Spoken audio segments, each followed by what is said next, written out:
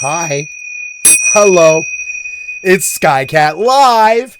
What's up, guys? It's 7:41 in the morning. I can't be that loud, so I'm just going to be a little quieter. It's 7:41 in the morning. It's 10:11:25. It's 64 degrees out. It's a Saturday, and I love you guys. Thank you so much for tuning in. Uh, I think I want to make that bigger. Yeah, like that bigger. And I want you to file, set as background fill. So you see the file before. Okay. File. Save file. Set as background and fill. And I want you to. Can you shrink it? No. Yep. Good enough. Rampant sexism. Powerful and continuing nationalism. Anyways, sorry, I'm doing something. So, hi, it's Skycatlive. What's up, guys? So we'll be doing, so maybe I drop it down to like right there where the red and the yellow mark ends. Check. No, I want it all the way up.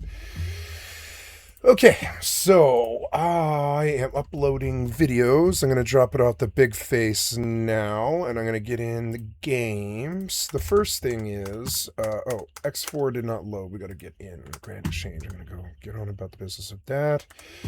Got to get on Final Fantasy XI and Eve. Good morning. So, it is 7:43 in the morning. I didn't do my clock, and I want to do my clock because it's like a timestamp. It is 7:43 in the morning. It's 64 degrees in my house. It's 10:11:25, and it's a Saturday. Hi, I love you guys, and that's all. And there we go. Okay, I'm gonna get on the camera here. Just my pillow and go to work now.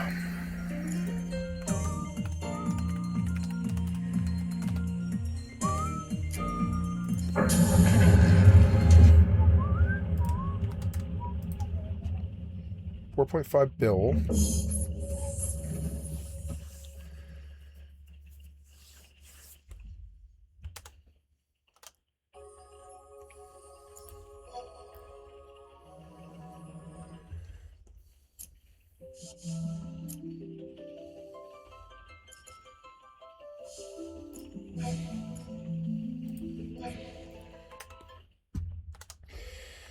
Good. In X4, I am all set up to go to the Talati Wharf. And once I'm there, I will also buy advanced satellites with this money. And I didn't realize, but with what I'm doing, I want to put a satellite in Path to Profit. Wherever antimatter cells are being bought, like that place, so up there in Grand Exchange, we'll drop a satellite in Grand Exchange, I guess.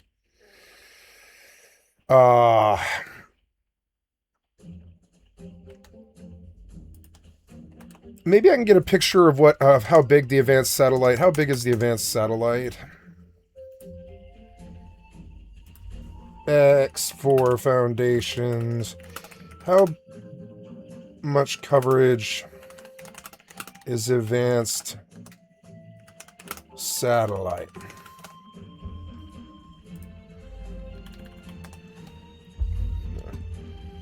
Wait, you had a picture there. 75 km radar range, which is much larger than a standard 30 km.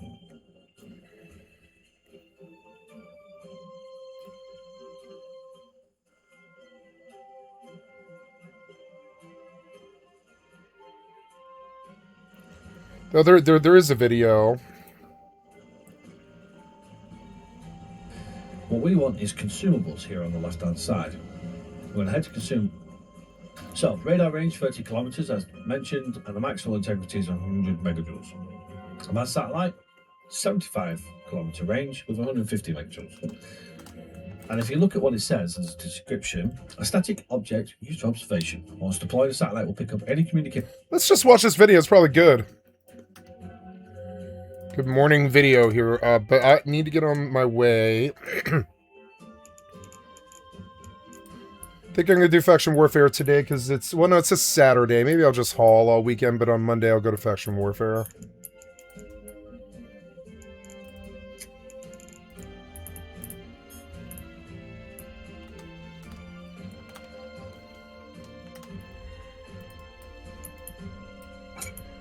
No, wait, that's not what I wanted to do.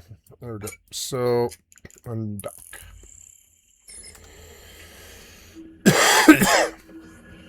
I'm going to spend all my money on advanced satellites.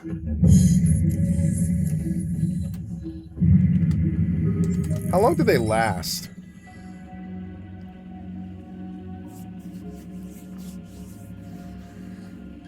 Hello everybody and welcome back to another episode on X4. Today we're going to be talking about satellites. What are they used for, why are they useful, and how do we use them? So first things first, we've got a few sectors that we know. Well, as you can see, they're all blank in terms of the fog. We can't see any stations, we can't see anything in any of these areas, just as a bit of a setup. And this is kind of something you're going to have when you start the game off, so it's fairly accurate as to say we don't know what's going on. Now, you could get scouts, and you can get scouts scouting around and opening up these areas, and you can start finding stations and stuff like that. But as you do, the information you have about said stations or ships and stuff like that gets old. The information gets old, and you lose track of what's going on. Why is that important? Well, the main part of this game is obviously earning credits, so you can build an economy. You can't do that with old information because the galaxy is quite a large area and a lot of things change quite quickly. Things such as trade offers. That's one main one. And the second one is when you want to try and build stations and stuff like that, you need builders. And right now, as you can see, I've got it open here as to what I can see. So I can see my own property, but the object list, pretty empty.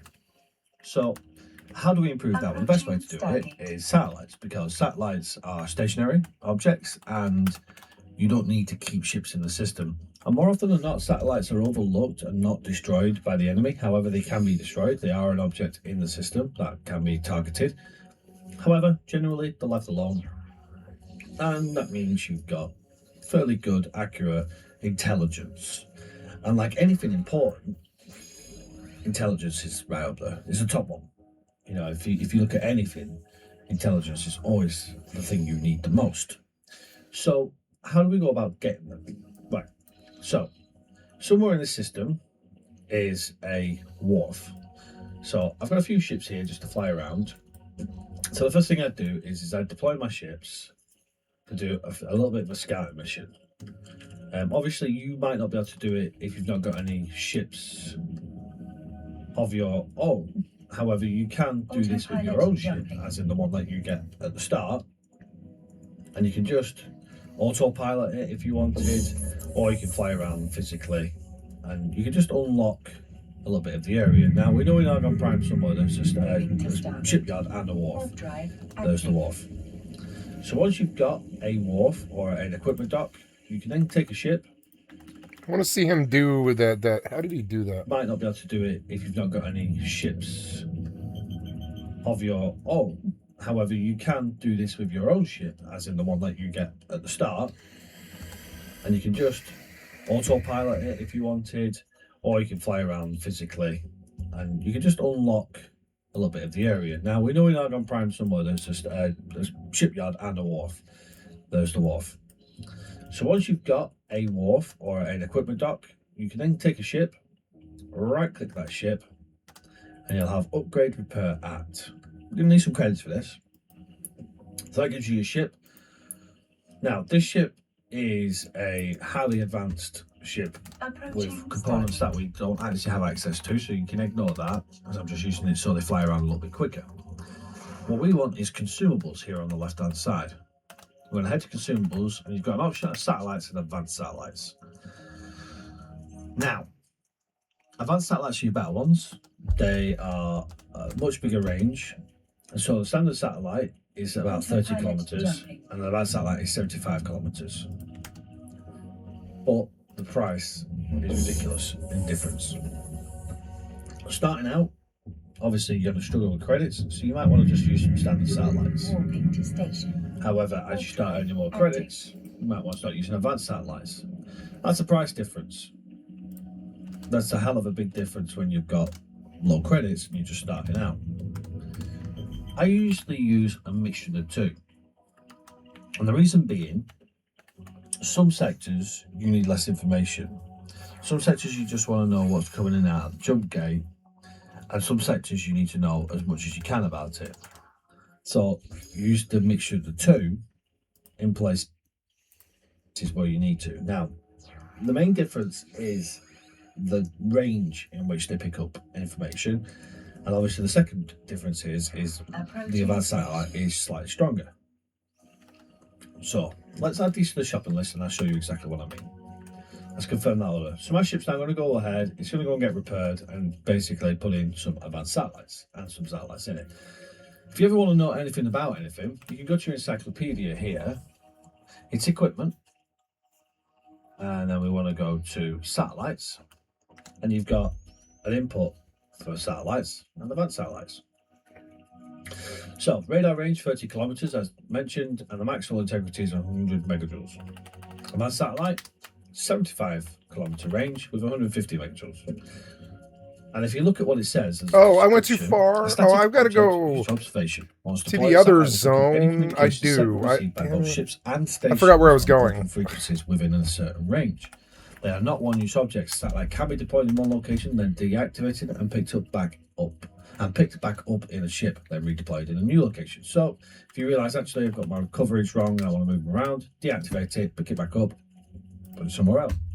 Docking permission requested. Docking permission requested.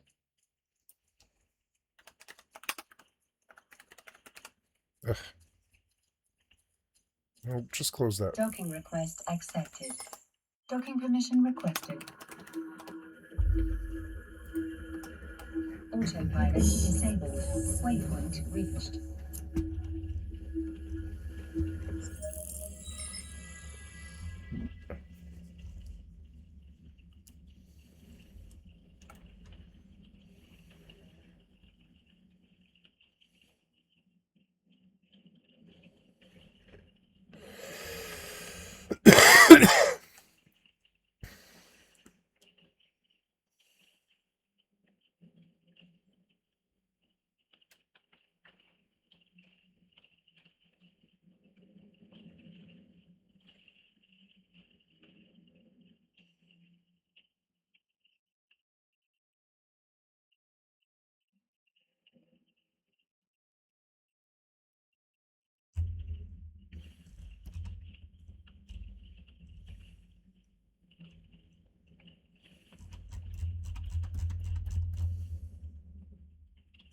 No, you like changed what I was looking for.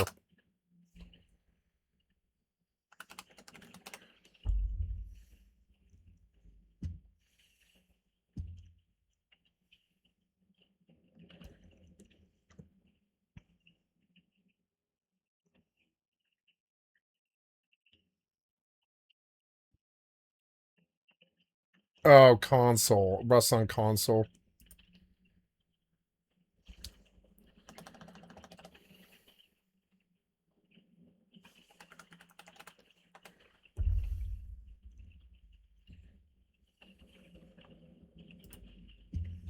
Use this one Rust command for an insane FPS boost. All you need to do is type quit space grass and enjoy the extra frames. Use this one Rust command for an insane FPS boost. All you need to do is type quit space grass and enjoy the extra frames. Use this one. It's your money, right?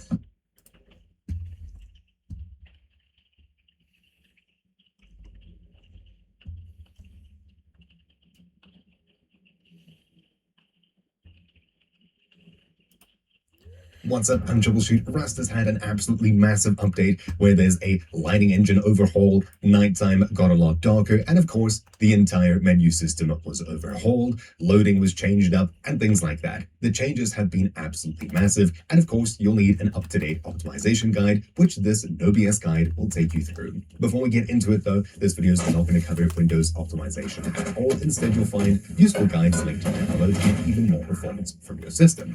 For now, we'll be taking our game from whatever you're sitting at. Currently, I'm sitting at 42 FPS, and we'll do a much better job of improving our FPS than just setting the preset down to low, and your game should of course look way better at the end. First of all, before we change any in-game settings, head across to Steam, locate Rust, right-click Properties, and make sure that on the General tab, Launch Options is empty. We'll get to redoing this in just a bit. If you've got some launch options you really like, copy them and save them in a notepad for now. Once you've started up your game without any launch options, we'll start off at the very top in the Screen tab of your Options menu. Here, make sure your resolution matches your display, and of course, screen mode should be set to full screen for the best input latency, things like that. It's not true exclusive full screen, as we can pull up other windows over it, and there is a launch option that can force you to go exclusive full screen, but it's a terrible idea. I'll get to that later.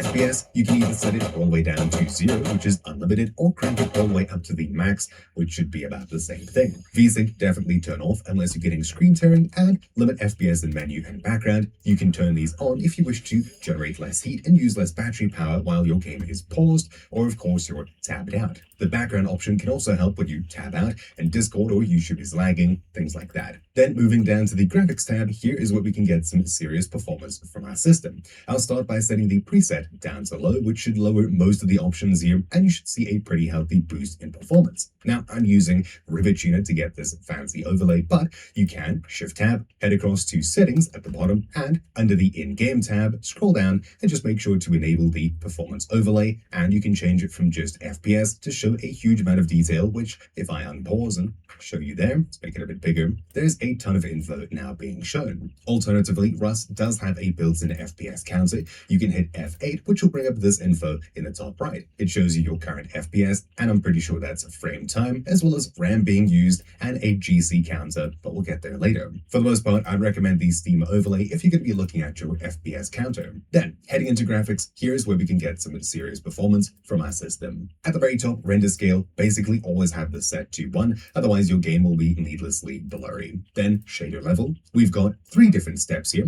1 makes everything look rather flat and Robloxy. 3 gives you a big boost in quality, and 5 gives you the next step up, with 6 basically doing nothing. Each 2 steps that I take in this counter costs me about 1 FPS, so if you're really clawing for FPS, set it down to 1, otherwise 3 should be a minimum, and if you have a better PC, setting this up to 5 should give you the best looking experience. NVIDIA DLSS and NVIDIA DLAA. If you have an NVIDIA graphics card, these options will be available to you. I would recommend expanding NVIDIA DLSS, and you should have a few more options here. Currently, I think it's a bit broken in that we only have max quality and ultra performance. This is off. Max quality should give you a small boost in performance, and ultra performance I wouldn't recommend under any circumstances. There's supposed to be a couple more options here. Quality is probably what I would choose, but either choose max quality or nothing. I'll leave it as off. DLAA does have a pretty big performance impact. Currently I'm getting 85 FPS. If we enable it, the game should look a lot better, but you should also experience quite a bit of FPS being lost if your GPU bottlenecked. You'll need to play around with this option once you're done with this optimization guide. For now, I'll leave it turned off for better FPS in most circumstances. NVIDIA Reflex mode, again with an NVIDIA GPU, set this to on. If you have a super low powered CPU, set it to on plus boost. Reflex latency marker, off. Pixel light count,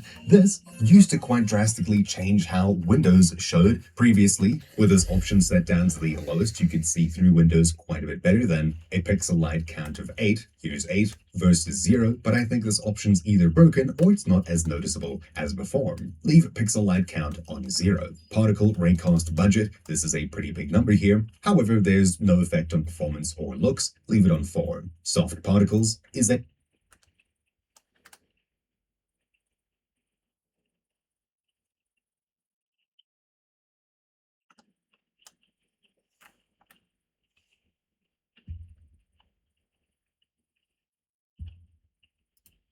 However, there's no effect on performance or looks. Leave it on 4. Soft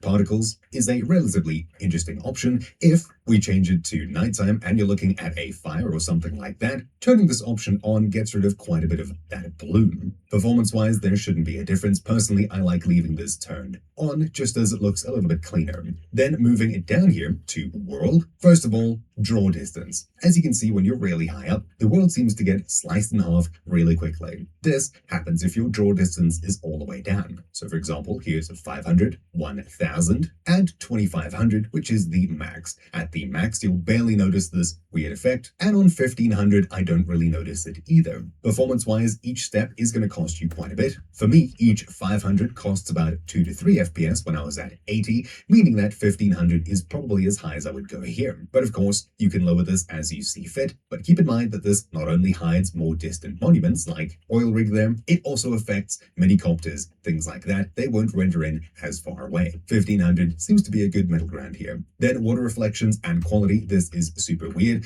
If we fly over here, you can see that we've got some ocean and a river right here. Water quality only affects the ocean. Here's 0, 1, and 2. For the most part, it's these waves here. Here's 2, 1, and 0. Leave it on 0 for better performance. That being said, even if you're nowhere close to the ocean, having this option set up higher is going to cost you FPS no matter where you are. On my system, it was about 1 to 2 FPS per increase. Then water reflections. This affects every kind of water source, and this is 0, 1, and 2. For example, you can see oil rig there, 2, 1, 0. There's no performance impact here, so leave your water reflections on 2. Grass shadows. This option used to have a pretty big impact. Here's grass shadows turned off versus on. The FPS difference was basically nothing between these two, and having it on made things look quite a bit better. Grass displacement is incredibly useful. I'd recommend always having it on, as if you drop some things into the grass, you'll much more easily see them than grass displacement turned off. Even though this can cost you 1 to 2 FPS, leave it on always. Precise terrain billboards doesn't do anything, leave it off. Then down to textures here. This option has a massive impact on how the game looks. Here's 8th resolution, for example, quarter, half, and full. This does have a pretty big FPS cost, especially on lower VRAM graphics cards. This really eats away at VRAM. For the most part, if you have a really weak PC, you'll have no option but 8th, but I'd recommend trying that out, seeing your FPS, and then moving up to half. This should give you a much better looking game with very little FPS impact, and if you have a really powerful system, consider moving to full resolution, but even on those, there's a pretty big step in performance between these two here. That being said, if you've already got way more than 90 frames, setting it up to full is perfect. This is your preference though, half is more than good enough performance-wise. Anisotropic filtering and filtering level, both of these options have no real effect on performance, and they should make textures look quite a bit better. Here's both of them set to off and 0, versus all the way up to all textures and 16. I think this option's pretty broken currently, but as they come with no performance cost, I'd recommend all textures and setting it down to 8 versus 16. In the previous update, there was no real visual difference, and performance-wise neither, but 8 in all textures is more than fine. Parallax mapping. This option has no effect. Down to shadows up here, this is a bit of a tricky one. If we throw down something, you can see a shadow here. This is shadow quality set to off, and then 1, 2, and 3. Between these, I didn't really see an FPS cost, but on lower-end systems there might be one. Leave this option on 1 for softer shadows. Then, shadow resolution. This option goes from low to medium, high, and very high. The only visual difference is between low and medium. However, performance-wise, there's no difference between these two, and there's no difference between high and very high. But moving from medium to high, there's a pretty big FPS cost of about 6 frames from 80 on my system, so leaving it on medium is more than fine. There's no difference from low other than better shadows. Shadow mask mode doesn't do anything. Shadow cascades, having it set to none, 2, and 4 results in much sharper shadows. For me, when I was CPU bound, as in all low settings, this took me from 100 FPS down to 99 and 98. 1 FPS cost between these. On a GPU bound system, this took me from 76 down to 71, so a step of about 2 to 3 per option that you go up. Personally, I love how 4 looks. This is what I'll be playing with. Shadow max distance percentage. This should add shadows further into the distance, but 0 versus 100 recommend, I don't notice much of a difference. 100, 0. This option is pretty heavy in terms of performance. For me, moving from 0 to 25 dropped me from 83 to 80 FPS. Then to 50, I dropped down to 77, and anything above 50, I didn't see a performance difference. For this reason, if you see a difference, set it to 25, otherwise 0. Max shadow lights, use 0, 1, 2, 3. There's usually 1 to 2 FPS difference between these. However, if we put down a fire and set it to nighttime, this is what it looks like with the option set to 1. Then if we drop it to 0, you can see light through walls. This is a major competitive advantage. Always have max shadow lights. I forgot about that. That's one of the reasons I'm watching this video. I was like, there's stuff that I don't remember. Like for instance, you can see lights through walls. Nothing. Leave it at 0. Gross quality. While Oh, wait. if we did advantage, always have max shadow lights set to 0. Then graphics quality. Inside of here, decor quality does nothing. Leave it at 0. Gross quality, while you'd think affects the quality of grass, 1 versus 100 only really adds more grass further away. Have it set down to 0. Terrain quality. This should make terrain more accurate. So here's 0 versus 100. There's a small difference here. For the most part, as hails are being drawn more accurately, it could be a competitive advantage, leaving this set quite a bit higher. So I'd recommend 100. There isn't a performance difference, so it should be fine. Max tree meshes on 10 versus 100. Having this option set lower should let you more easily see through forests. But a more important option is a hidden console command. Open it up and type in graphics.imposter shadows space 0.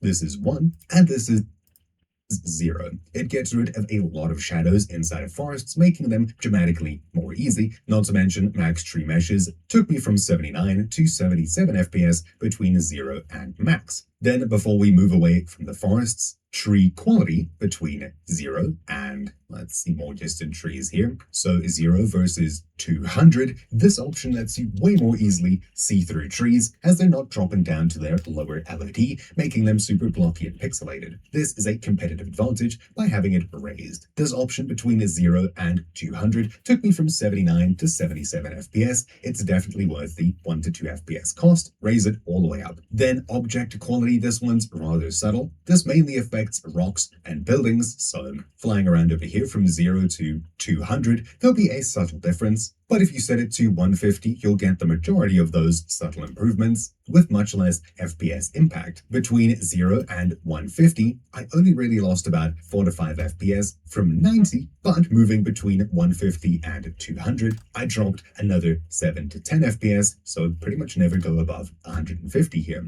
For the most part, if you don't notice a difference between 150 and 0, leave it all the way down on 0. Then LOD bias goes between 0.5 and 5, and as you can see in the distance over here, it really has to do with the distance at which higher quality objects are loaded in, much like these recyclers here. What I'd recommend is setting this based on whatever system you have. If you've got a really low powered system, set it to 0.5. Mid-range, 2.5. Otherwise, if you have a really good PC, set it up to 5 and forget about it. Performance-wise, in my testing, I only dropped from 79 to 75 between 0.5 and 5, and when I was CPU bound, I dropped from 92 to 89.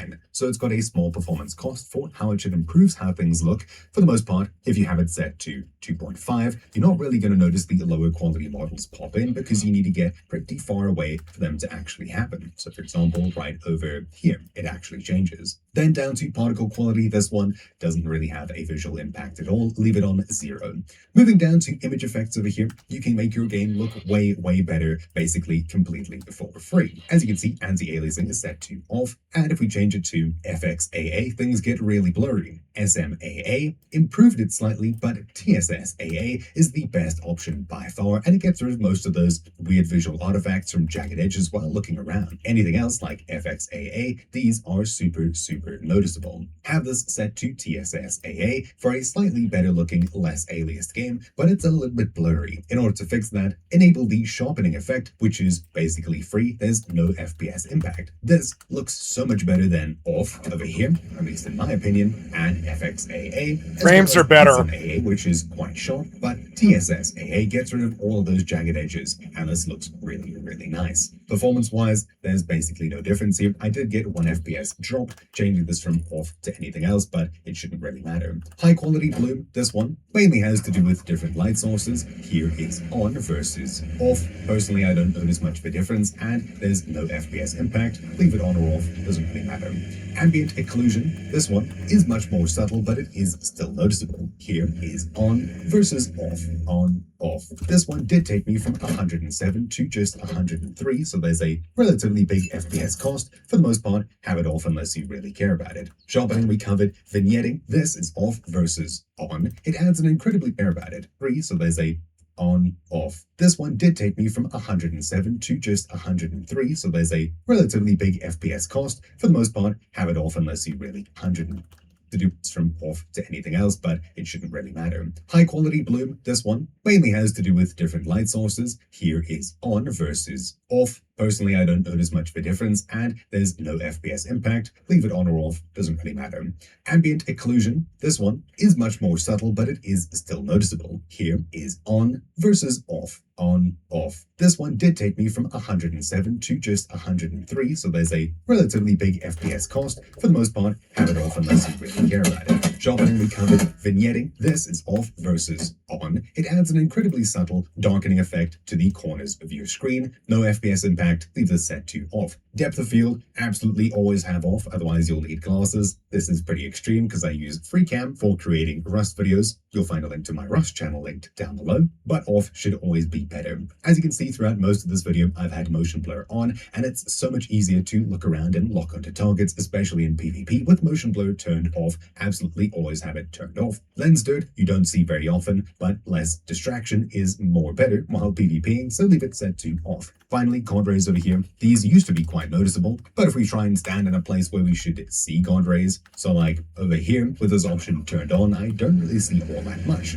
Yep, I bought like 20 frames. On. I think it's got something to do with the background over there where that hill is. It's doing some weird things. Nope, I just changed to off. That's something else to do with the lighting engine. Previously, guard rays coming off of trees just over hills, things like that while you're moving around, were super distracting. I would usually recommend turning it off, but I don't see a difference here. Maybe it's currently bugged, but off is usually better for this too. Then overlay down here, blood overlay and hurt flash, leave these both off, should make PvPing a little bit more clear. Now moving across to the experimental tab, occlusion culling should definitely be turned on. This gets rid of objects behind other objects and should give you a small performance boost. However, if you experience stuttering or hitches while you're running around, then this might be an option worth turning off. No matter what you have this option set to, open your console and type in culling.safe mode and set this to 0 for a small FPS boost. This is for debugging purposes, so make sure it's always set to false. Then contact shadows on versus off, a very subtle change, if any at all. And performance-wise, this took me from 77 to 70 FPS while I was GPU limited, or 103 to 97 while CPU limited. A pretty costly effect, leave it off. Automatic processor, if Contact shadows is a big one, huh? Rust in your task manager, leave this set to on and let it handle it. GC buffer is a pretty important option. If you have this set all the way down to 64, you'll notice as you're moving around, especially in PvP, things like that, your game might hitch and stutter, and it's super annoying. This is because the game slowly loads more things into memory and eventually gets rid of them. When it clears out that garbage collection of old objects it doesn't need loaded, it causes a small freeze. When this GC buffer option is set all the way down, that happens really often. Much better latency. Having it up means that there's less stuttering, especially I should have done this a while ago, but I'm lazy. It can be super important. However, you can't just drag this option all the way up and forget about it. This should be set based on how much RAM you have in your system. For the most part, if you have 8 gigs of RAM, set this to, by clicking here and typing, 512. If you have 12 gigs of RAM, set it to 1024. As such, if you have 16, 2048, and anything above that, say 16 gigs or 20 gigs, set it to the highest of 4096 and forget about it. Then volumetric clouds is the newest option here. Here is off versus low, medium, high, and ultra. Looks-wise, I don't see a difference between these, except for obviously off, which is the old rust clouds that we're more than used to, and anything else, which is these new rust clouds, which, well, you'll have to let me know what you think down below. This is definitely a style change. So performance-wise, there's no difference. Set this to whatever you're most comfortable with. I enjoy the old rust clouds, so I'll be sticking with these as long as we have them. Now we're basically done with optimizing our in-game settings. There's a bit more that we That can do, hurt. but before we do that, Son of here's a a couple of bitch. settings that you should change for a competitive edge. Starting off in the gameplay tab over here, field of view should be your preference. It does technically affect performance, but have this set as you see fit. Turn head bob off, add hurt punch as well. This should cause your screen to move around less, especially when you're getting hit. Makes it quite a bit easier. There's a hidden option, open console and run client.clamp screen shake, and set this to 1. You'll find this again down below, to lower the amount of screen shake when there's explosions happening. Super useful during raiding. Then, scrolling down, there's a couple of new options here, as well as a video explanation of what exactly is happening for certain options, which is quite nice to have. Bag gifting is a relatively new option. You can change who gives you bags. I have this set to anyone. I don't have problem overlay around it. This can be controlled using your console with effects.show outlines. You can set this to false or true by setting it to 0 or 1. Then, how close you need to actually look to an object to interact with it is set by your client.lookAtRadius. By default, I'm pretty sure this is set to 1, so you can reach things without hassle, but you can change this to,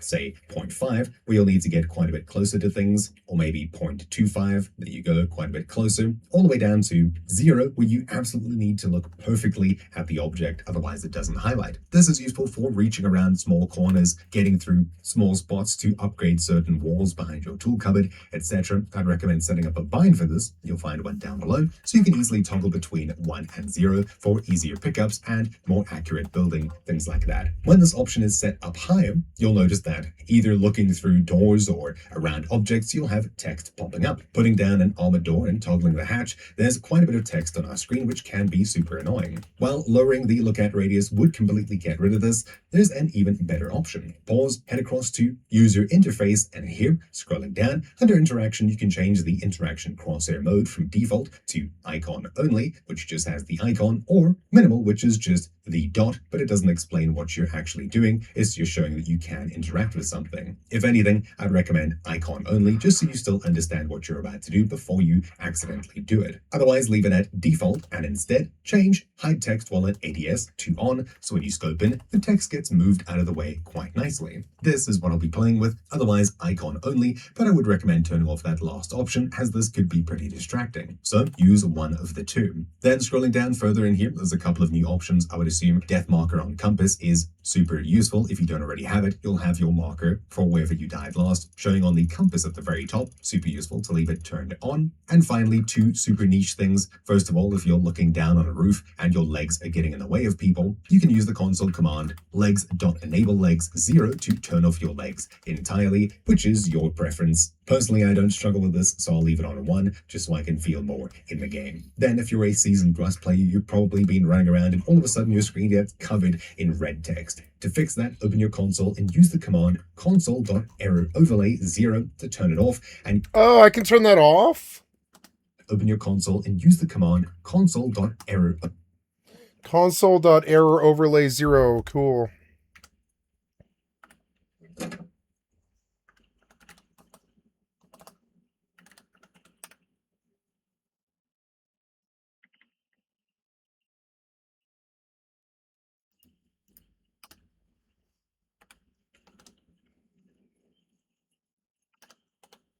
Okay. overlay 0 to turn it off, and you'll no longer have that red text on your screen fixing your issue. You're just not seeing it. Obviously, those errors could technically help you solve issues, but for the most part, whenever you see those errors, you don't have much control anyways. And then finally, head loop. If you hold Alt to free look and let go, you'll look back to the center of the screen relatively slowly. What you can do is use the command client.headloop, and you can set this number to anywhere between 0.1, where you look back really slowly, 1, and all the way up to 100, where you instantly snap back to the center of your screen. Personally, I much prefer 1 or maybe 2, but if you'd like to make this a little bit more snappy, you can use the command client.headloop_inertia and set this to false, which means that you move at a constant speed from the moment you let go to where you're looking forwards. Otherwise, if you have it set to 1, there'll be a smooth ramp where it speeds up and slows down. It's a little bit snappier having head inertia set to 0. This is how I'll be playing. And finally, we've got launch arguments left, which should help you get a bit more performance out of your system. That being said, I've seen a lot of launch arguments being left behind from previous versions of Rust. Some of them actively hurt you, so here's a few that you should consider removing. First of all, gc.buffer. This option has had an in-game option for a very long time. Under accessibility, you can safely remove it as you set it in-game. Then, as mentioned earlier with the whole full screen thing, full screen is technically full screen borderless. They used to be exclusive full screen, but since a Unity update a while ago, it caused a lot of issues, stuttering, etc., so much so that FacePunch completely turned it off. You can still technically force it by using the command -window-mode exclusive, but you shouldn't, as that'll bring back those issues FacePunch got rid of by turning it off completely. Besides this, I've seen people adding headloop and things like that into their launch arguments, which we can set in-game here. Once you've run commands here and changed options, it may not stay between restarts. To make sure it does stay between restarts, run the command global.writecfg as such, and this will save all of your current settings so that the next time you boot up Rust, all of your settings will still be here. Having them set in your launch arguments is just a way of saving them permanently while not actually saving them. It just sets them every time you launch the game, and it just really clutters up your launch arguments. Besides this, I've seen graphics.waves, which is technically here, and it disables larger ocean waves to test performance. If you set this to false, it should turn off those larger ocean waves, but personally, I don't see a difference looks-wise or performance-wise, so you can probably safely remove that. It shouldn't really matter, but you can technically use graphics.waves 0 and just save your config with global writecfg once more for maybe a few extra frames. Personally, I doubt it. The only commands that I would recommend is right-clicking Rust properties and general launch options. These ones over here. High for high priority and force D3D no single thread. These are the only options that I've seen actually give me a small performance boost. Even though it is a pretty small performance boost, having these two launch arguments set does take me from 65 to 67 frames, increasing my 1 percentile low FPS and 0.2. So it should technically make your Rust slightly better. There are a ton of different commands that you can throw in here. One of them, for example, is max mem, which you can set to, I would assume, set the maximum amount of memory Rust can use. And for the most part, you'll set this to your actual RAM minus about, I don't know, 2 gigs. So if you have 8 gigs of RAM, set it to 6,000, for example. If you have 10, set it to 8,000, 12, 10,000. But for the most part, I don't really think this does anything. You can include it here if you wish. Personally, I leave mine on like 40k, as I've got a ludicrous amount of RAM in my system. Now, I've seen hundreds more options that you can put in here, and as this is constantly changing, always evolving, make sure to check the pinned comment down below to see if I change my recommendations for anything else. And if you live by and die by including certain launch arguments, make sure to include them in your comment down below just to share it with the community. And of course, I'll benchmark it, see if it makes a difference, and change my pinned comment so you can see it there as well. With that, restart your game and you should see a small performance boost. Fantastic. Finally, there's a couple of binds that you can make while running around near big bases. You can use the commands gc.collect and gc.unload, which should cause a small little hitch or freeze, but it should clear the garbage collector and hopefully make your game a little bit less laggy when you're nearby giant buildings. You can bind this to a key, and I've seen some people bind both these options to, for example, G, which is plus map. You can do bind G, gc collect, semicolon gc unload, semicolon plus map, and when you hold G, your game will pause momentarily, but it'll clear your GC buffer, meaning that even though we've raised that option, your game shouldn't actually run while you're running around PvPing. It only runs when you press G, or more technically, runs while you're opening the map, so at least when you're actually running around and PvPing, there's less odds of it actually happening. Personally though, I don't see a difference, so I just leave it as bind G map. In my case, I don't have that freeze. And that's really that. I've run through absolutely everything you need to know to get way better performance out of your system. And of course, as you saw earlier, my FPS wasn't the best. I'm now comfortably sitting at around 90 FPS with a really good looking game. A lot of these settings have been moved up from their very lowest default, even though I'm getting the FPS of low or even higher in some circumstances. I definitely do like what I've done with this game, and do let me know down below if you think I should change I anything do. in the I next like what video. you did. This Yeah. has been a completely up-to-date guide showing you absolutely everything you need to know about optimizing Rust for both looks, performance, and competitive edge. So do drop a like, let me know if you found this interesting, subscribe if you'd like to see more. Thank you all for watching. My name's been Troubleshoot, and I'll see you all next time, or on my Troubleshoot Rust channel, where I go through weekly skin drops, Twitch drops, etc., showing you all of them in game before they actually happen, or before you actually decide to spend money. I'll see you all next time. Ciao.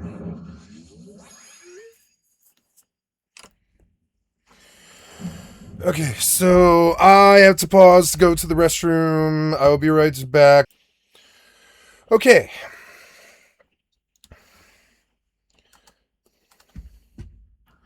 Stupid panther. Oh.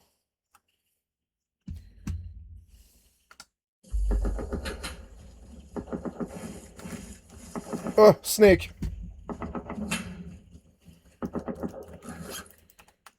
Stupid panther.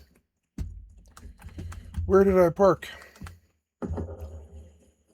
Ah. Yeah. I think I'll park in the monument because I can do that. Right? Oh no, I guess in the monument's bad because you wedged me. Get out. Put this stuff away.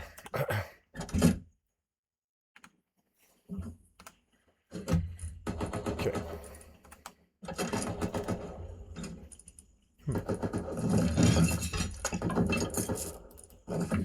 I don't really need stone. I mean, I don't know.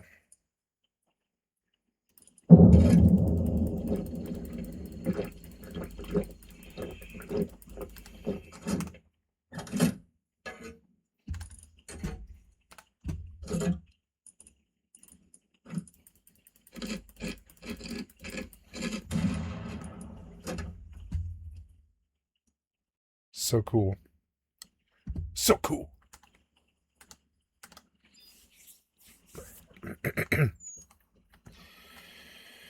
Okay, gotta go talk to Erlene.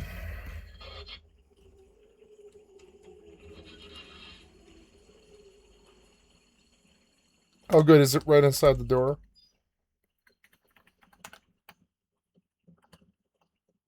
You can hear the panther running around. Have I seen anybody today? Yeah, K2, Iliki, Bandit, Likey, and of course Yagi.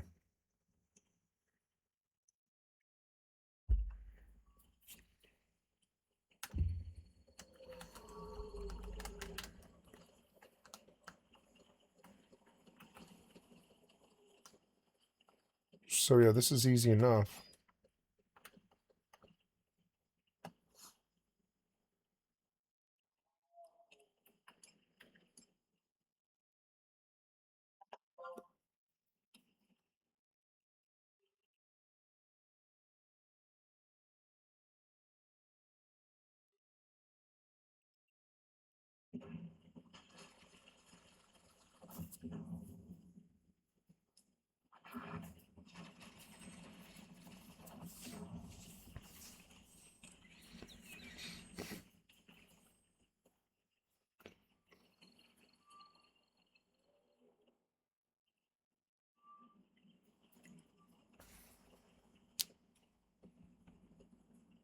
I'm gonna be a scholar. I've never been one.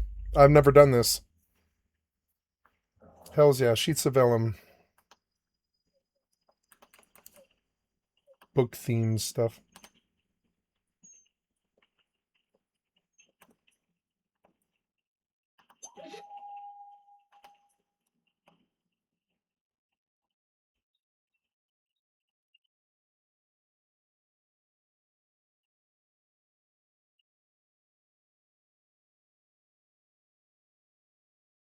Hmm.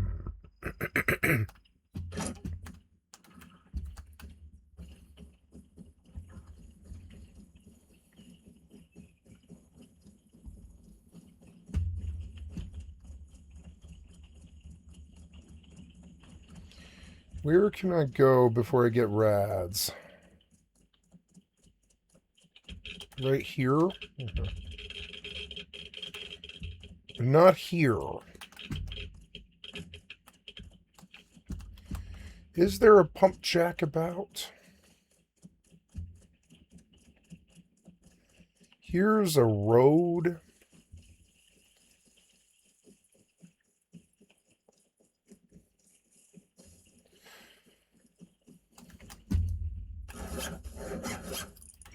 Nice.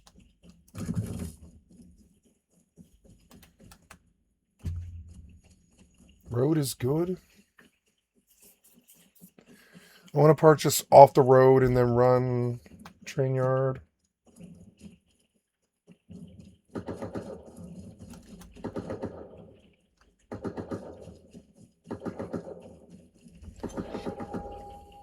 Maybe that's lightning?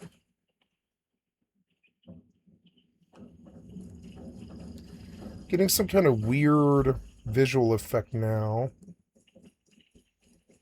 It seems to have fixed.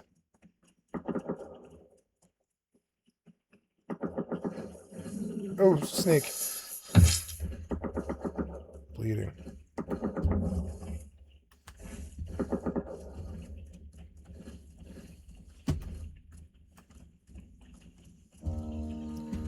I mean, I don't know where I'm at. It's actually pretty good. The hell was that? Whoa. What? Oh, the panther.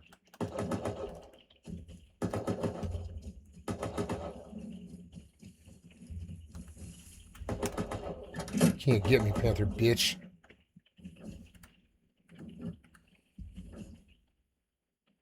You see him running over there? Well, we haven't been in the jungle very long. Get some jungle time, I guess. Okay, now I trade my vellum parchments.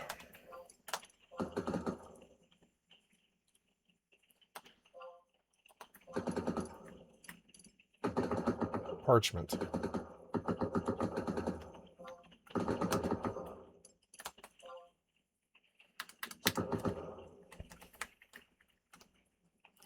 So I will have to vellum. Isn't that what I have? No, I bought the wrong thing. But I mean, that's okay. I can just field manual out of, or survival guide out of here and come back here.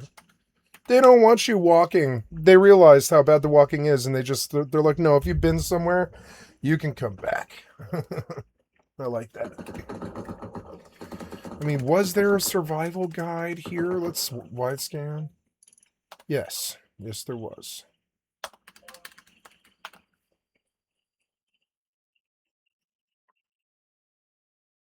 Yeah. I don't want to live at train yard because I'll hear that all day. And it's going to drive me crazy. So I'm just going to leave. I remember now why I don't do train yard. Traveling at night isn't really too advisable. The zombies can kind of get out of hand. I don't like whatever I did to that's making my sky flash like that. I don't know. Maybe I should relog real quick. I need to know if that's going to fix. I don't know. I think a relog will probably fix it, yeah. So let's relog. Completely. Yeah. Oh, I went out. Oops, I didn't mean to go out. Go back in. I bought the wrong kind of parchment. I needed vellum.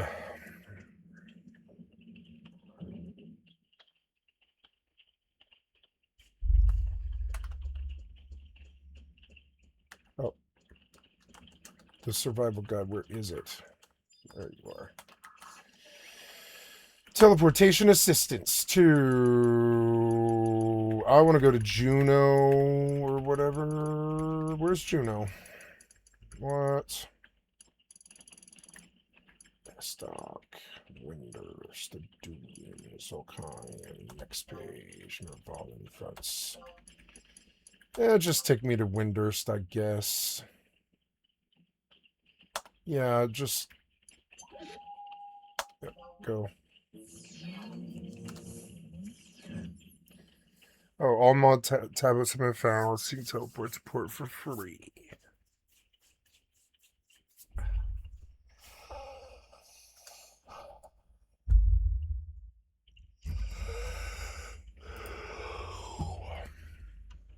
Play.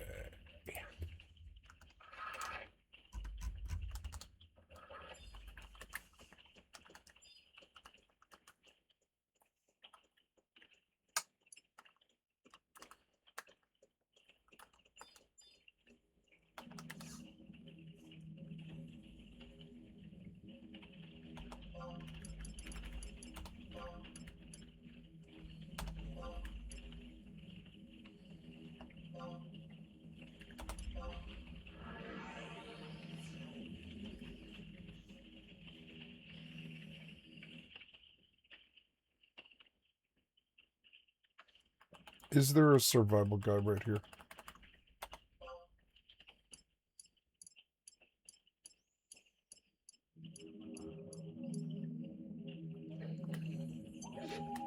No, there doesn't appear to be a survival guide in Juno. Okay. But it's still so much better. It's so much better than fucking, like, than Horizon. It's better than Horizon. I didn't really realize how much I hated the fucking running. I hate the running. It's what makes you better on a private server is how much running you've done. But I mean... Anyways. I am speaking to Indica to sell this parchment.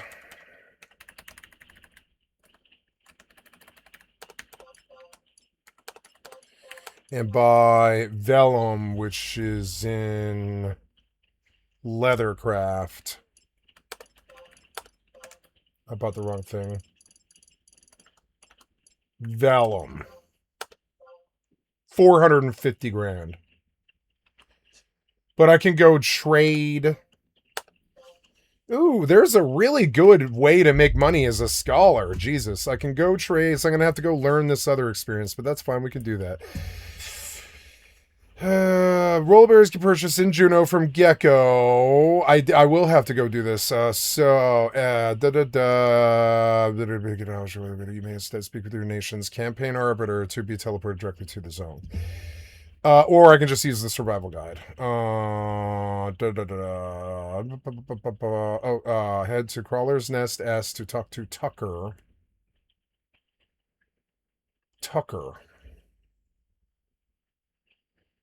Right inside Roland Berry Fields S. And I don't think I've been there. Or if I have, maybe I can skip it by going back to, but this is a good, I just found it like a pretty much a way to print money permanently.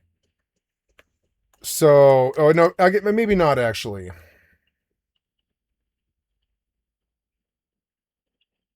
One sheet of vellum for every 12 Roland berries traded to him.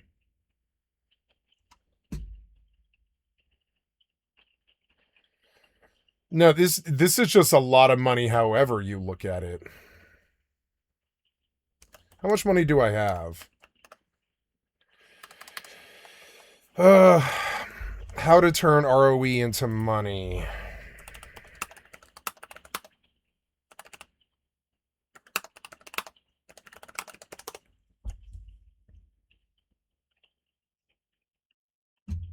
Sparks. Sorry, how to turn sparks. Yeah, sparks.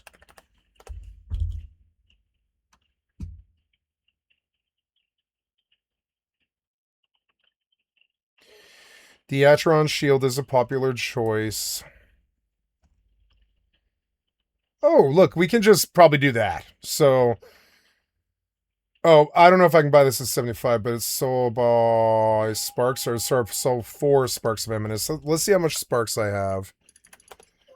Status, currencies, conquest points. I'm looking for Sparks, skills, valor points.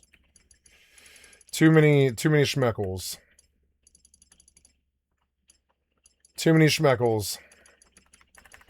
I have 51,000 Sparks. So I might reach Vellum by doing that, but I'll have to in order to... But I mean, Sparks are good, and I'll pull in more Sparks. So... There's so much stuff to learn that I should be doing right now that I don't remember. There's like the logging campaign, or what the... yeah, the logging campaign.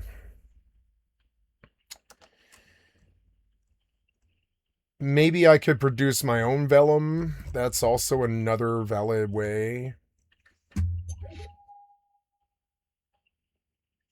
Oh, there is an A-Man representative in... Oh, there's Western Adulan. Eternal Flame is the one. H11 is, yeah, right there. Western Adulan. Okay, let's go to Western Adulan. No, I will need vellum. This isn't a very good exchange rate. 12 sheets of vellum.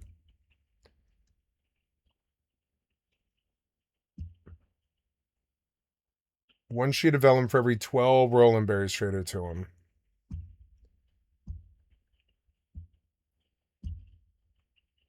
Four stacks of Roland berries. So that's 12 stacks of Roland berries. 12 stacks of Roland berries will run something like...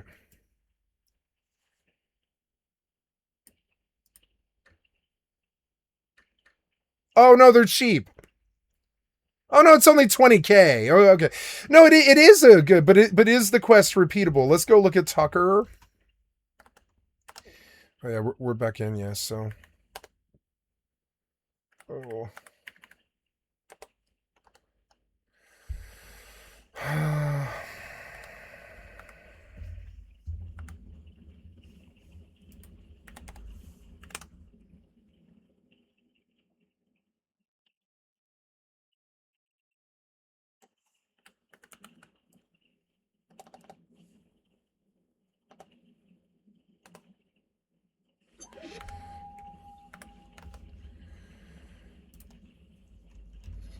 Yes. So now I want you, now that we have these advanced satellites, I want you to go to Path to Profit right about here.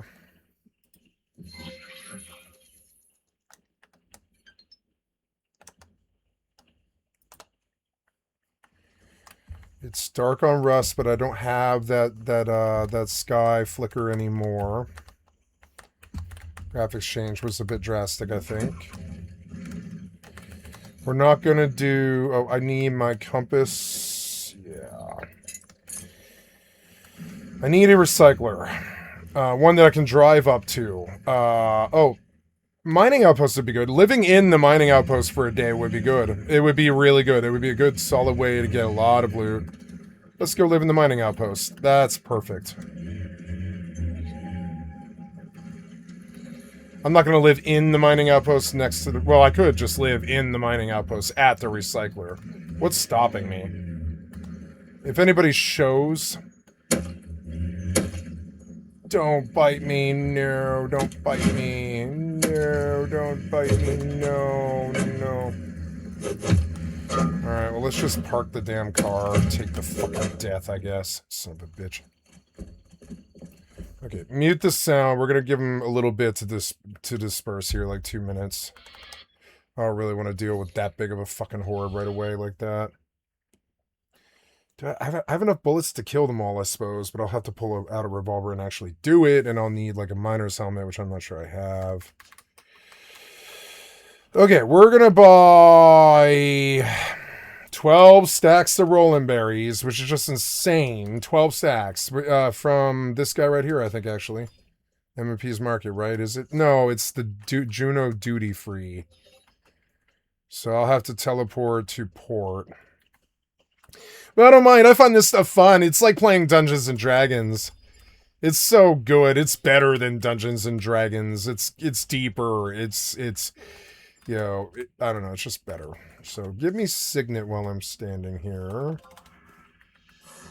And do I have a Scroll of Instant Warp? Yes, I do. So I want to go to port to buy 12 stacks of rolling berries. Port.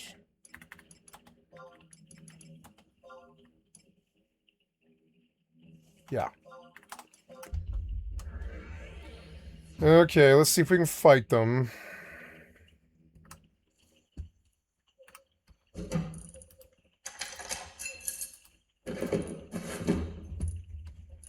Yeah, that's low interest, yeah. Maybe a melee tool. Yeah, like a jackhammer.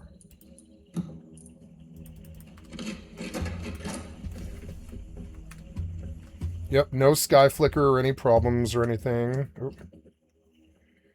Well, they're not aggroing now. Yeah, this is Buku loot. I stand out too much here. Like, it draws attention. No, it's good. It's good because mini helis can't see me at all. Like, mini helis probably can't see you in here. So I want to park it in a way where I can exit quickly. And that motorcycle is pretty much like a barrier. I shouldn't have come in here, maybe.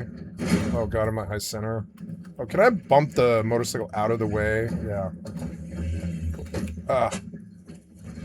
Cool. Oh, runners. Got to kill them. Fuck you, runner.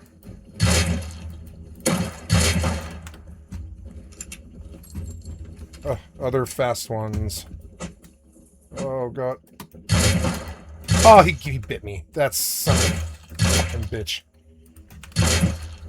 Oh, so many. So many runners all at once. Why? Jungle, maybe? Can't see his head. Well, the XP I got will make up for the deaths, I guess. Ugh. I want to repark the car before I die. I don't want this revolver to drop. At least they're off me now, and there's no big pack at the thing. I want to be able to just leave immediately. In a straight line. Drive out. And leave, right? So I need, like, open space. Yeah, so we're gonna, yeah, we'll park just like this, where I can hop in and out. I'm hidden from mini helis, like, in a way where, like, if they're over top, they'll have trouble seeing it. And if somebody comes here, I'll just leave. But until then, I just free loot, you know? Put the gun away. Get in the car.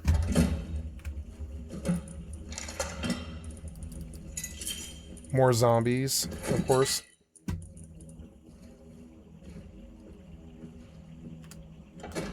Maybe I should try and kill him.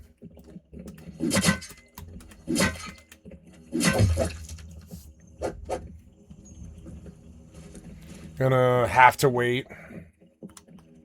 It is fun, though, I gotta say. Okay, so, I am going to buy rolling berries from the duty free. I'm going to convert them to vellum, and I'm going to sell vellum on the market. And I see my first hustle, which is like for, you know, I don't know, for 17K, You can make 450, which is good money no matter how you look at it. But I mean, it's a pain in the fucking ass. But if I get the travel, if I get the survival guide in Crawler's Nest, I can just warp there with the survival guide and trade with the guy. So, oh no, I go into the duty free. Yeah, we're going to the duty free. Duty. Okay, Gecko has rolling berries for cheap ass, yeah. So we're gonna buy 2. Oops. Yep, don't buy the wrong thing. 3, 4, 5, 6, 7, 8, 9, 10, 11, 12. I mean, I kind of want to just fill up and dump everything I've got here. And I could buy 12 more stacks and it will work. Yeah, it works. So let's buy 12 more stacks. 1, 2, 3, 4, 5, 6, 7, 8, 9, 10, 11, 12. Yeah. Uh-huh. And then, yeah, the pickaxes, I wish I could put those away. I guess I'll have to. I'll have to go put these pickaxes away. I don't really need to. It's more this other stuff. Could mail all this stuff to myself, I suppose. But, I mean, it's not hard to run over there to the, whatever it is. It's a shame. Maybe I should go Scholar. No, I think you have to go Black Mage. Or maybe you don't have to. But maybe, I think Red Mage would be best for Scholar. What's the best sub for Scholar? Let's go see what they all wear. Let's go see all the scholars on the server. See all they like to sub RDM. And that's what I was thinking too. I was like, why wouldn't I sub RDM? Because it's amazing. Yeah. RDM, huh? So I will have to level RDM. I could do that now. There's nothing really stopping me. Yeah, I don't think there's anything really stopping me. Could do that now, but I mean, I will have to. I mean, I guess, well, no. The minute I unlock Skull, I'll go just do Red Mage to 30 and buy all those baseball 37. Or yeah, I'll take Red Mage to 37 and then touch Skull because I mean I need the sub. So yeah, so it's gonna be an interesting time on Red Mage. That'll be interesting. Yeah, so I don't know. Let's see. Oh yeah, I came back to dump this worthless stuff. Lots of rolling berries.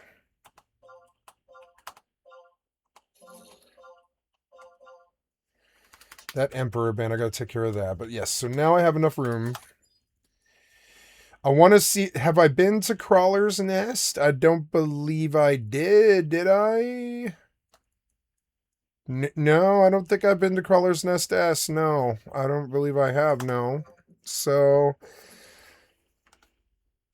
what is that sound? Oh yeah, I'm like here. Yeah, I am here, yeah. So, mission offers peace and stability. Take it. Patrol 18 billion. Patrol 18 billion, huh? Okay. I am going to... Am I moving? Yes, I am moving.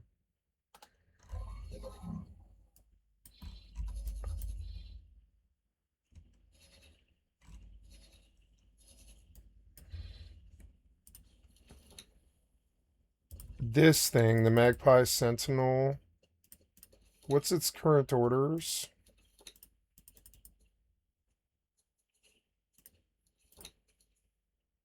Nothing. So I want you to go to Pat the Prophet.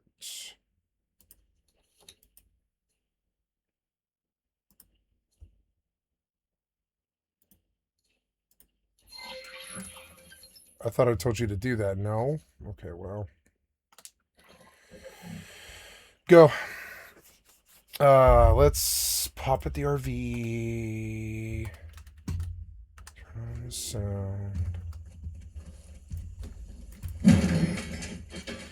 Not losing too much XP for deaths, which is good.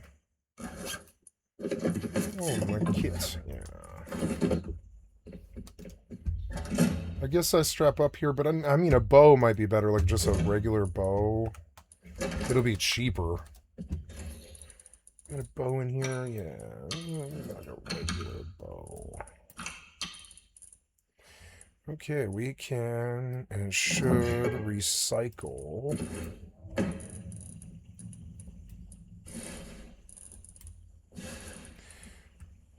I hear footsteps.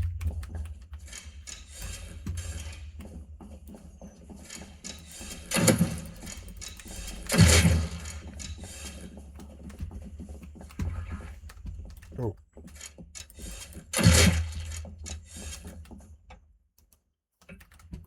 Oh, I need a knife and I can get XP off of all of those bodies that I killed, but need a knife. Knife. Maybe I have to make one. That's unfortunate.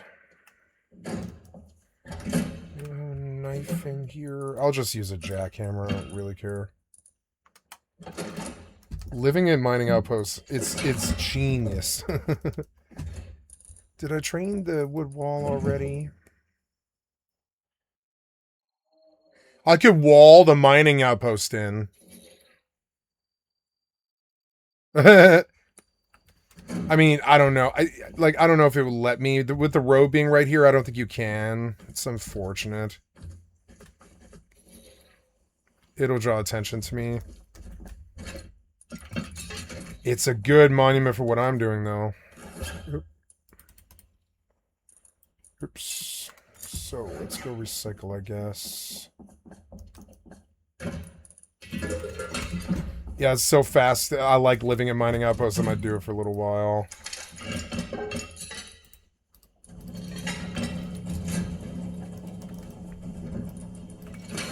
Yep, and I could be done looting in like 2 minutes. That's a player. No.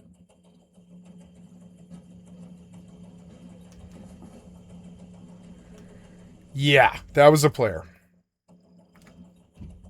K2, I guess. We know that K2 lives near here, but nobody else does. That's good.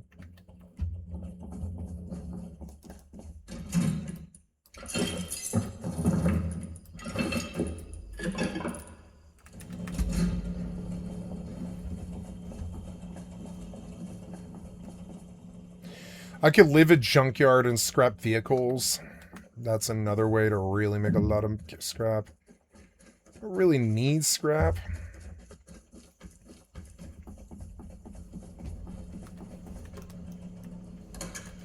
Oh yeah, we can turn on the lights. Nice.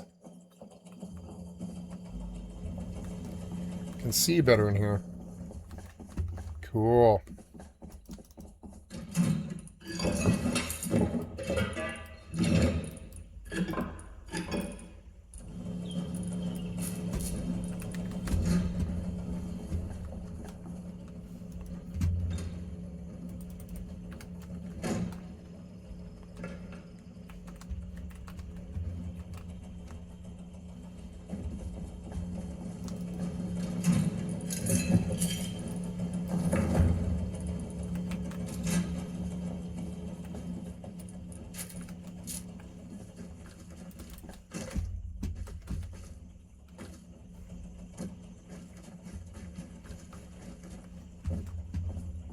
Oh good, there's a river north as well. Make the trip up there, get some water, I guess.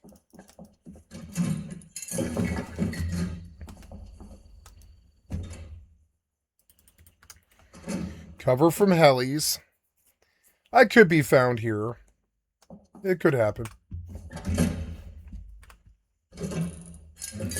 Oh, look, the lights really light up the inside of the van too, which is good. It's like having light that I don't have to pay for.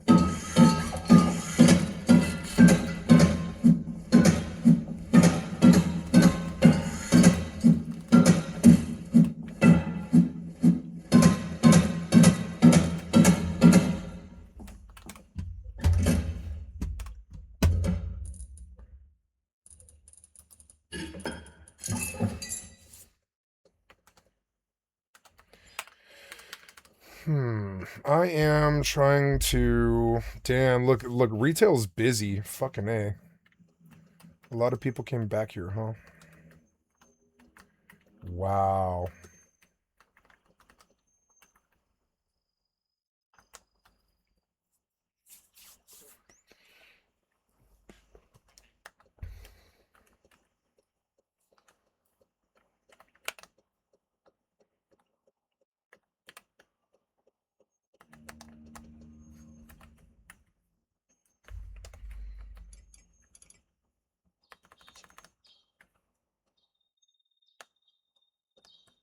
I don't know if I've been through the mall.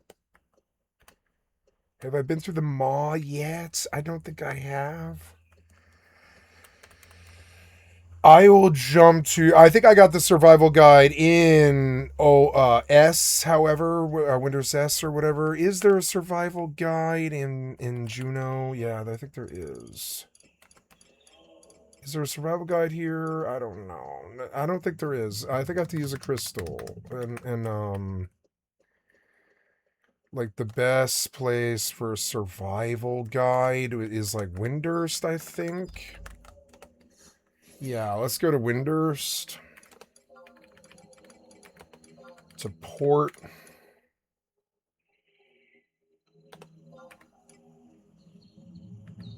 Yeah, there we go.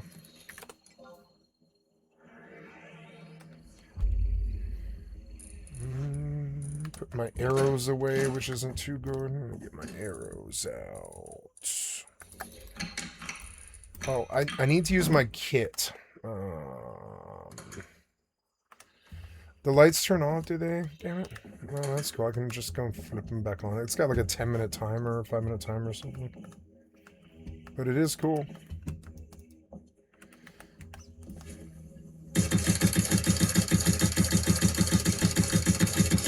I think the jackhammer is best because it gives you 10 XP a hit. Whoa, right on top of me, eh? Jesus. Whoa, buddy. Who? Fucking dicks. What happened there? The arrow just didn't fire.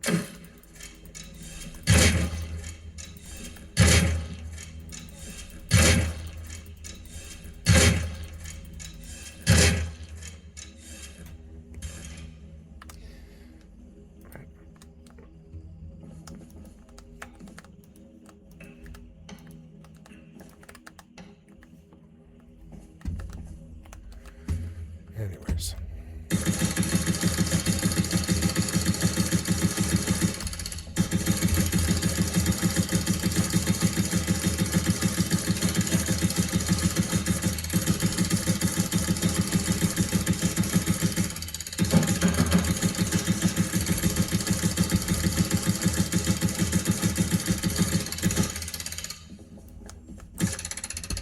It is like skinning in WoW. It's fucking awesome.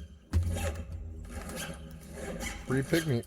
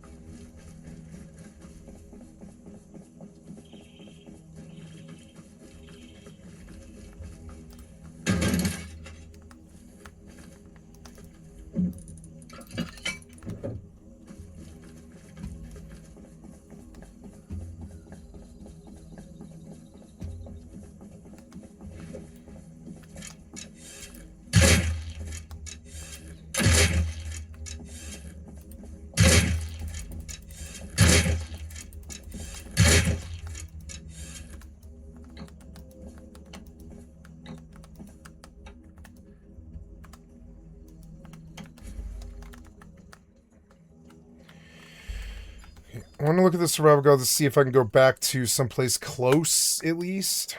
Oh, I want to go through the maw. Oh, run. At least I heard their fucking footsteps.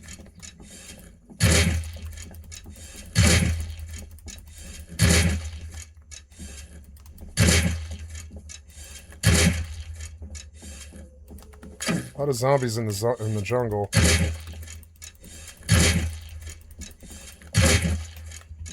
Oh, I got a task done. I should go to Outpost, I guess.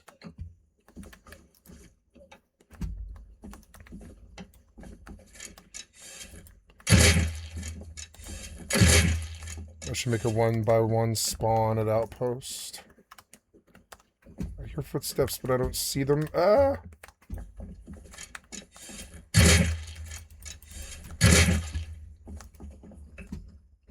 Oh!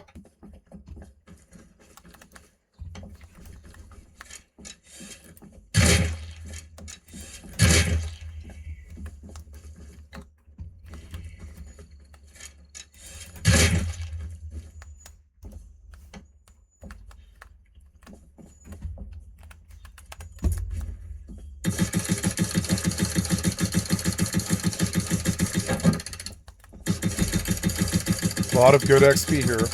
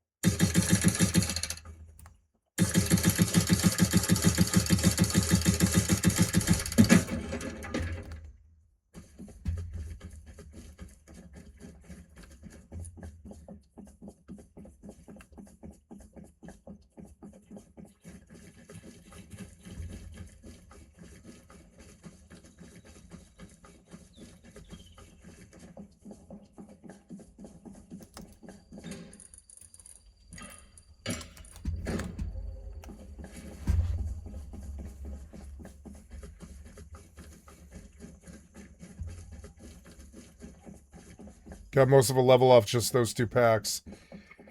I can continue to rise here. The more points I get, the easier it is to withstand raids and harassment and bullshit. Because I can just get back up really fast, you know? Because I have yearly points.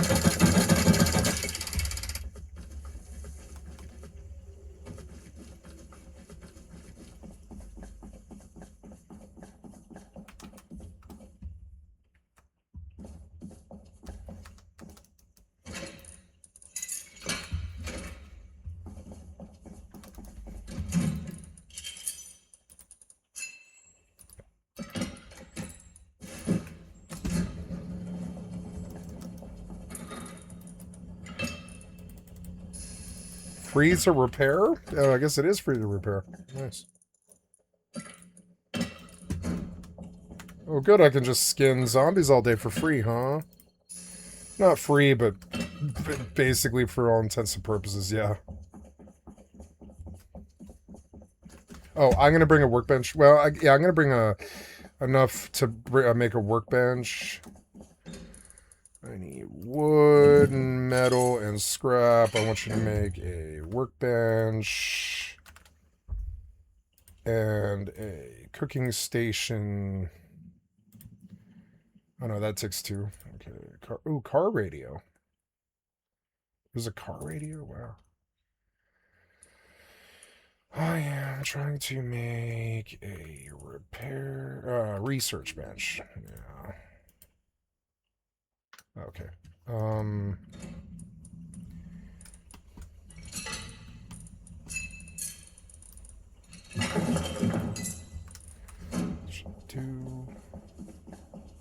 Oh, I can take the motorcycle over there. Why not? Faster. Expensive, but faster. Maybe I should get some wood.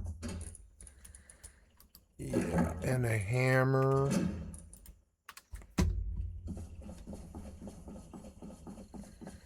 Motorcycle makes mobility to other places like Outpost possible. Really quickly, too. I should go to Outpost and turn in. But not until tomorrow. Probably not until tomorrow. I don't want to get caught at night. But the minute it becomes morning tomorrow, I'll make a trip to Outpost with this motorcycle.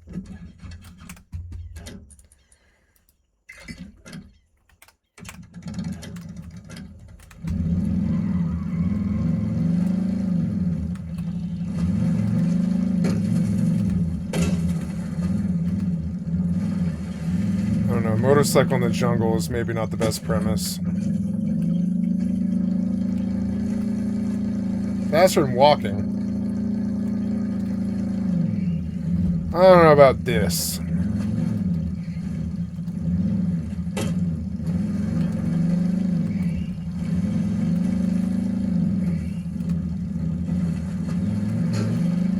Whoa.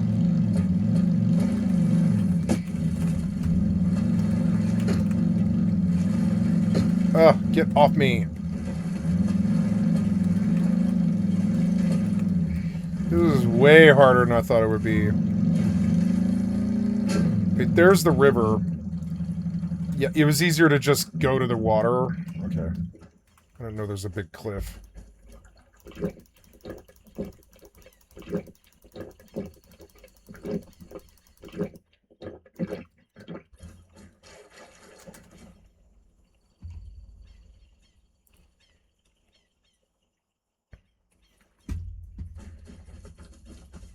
I'm gonna get closer.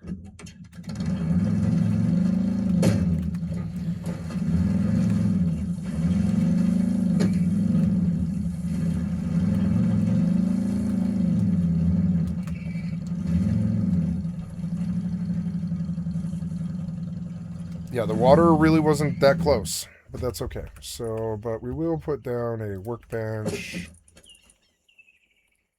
and a research bench here. And this way I can dump scrap that I need. Or sorry, research that I need.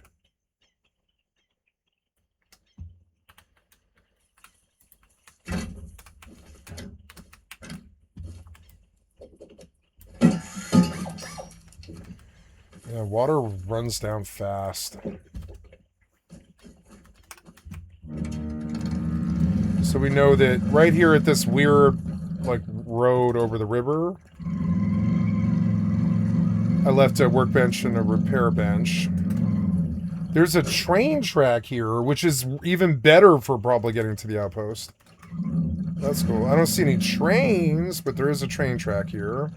I don't see any trains.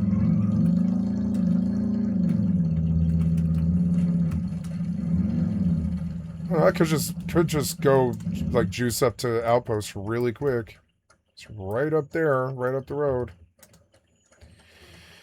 Yeah, let's go on an adventure. Fuck it. Yeah, why not? Is there something I need to buy there? Not well, fuel if it's cheap. What if it is cheap? I don't know. I'm gonna bring just this. It's fine. Haven't done a motorbike ride in a while. Oops.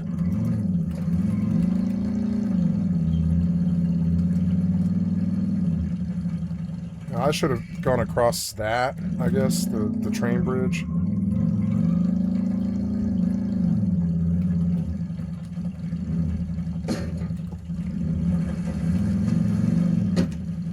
We see Goat Scientist and Brother Shark and K2.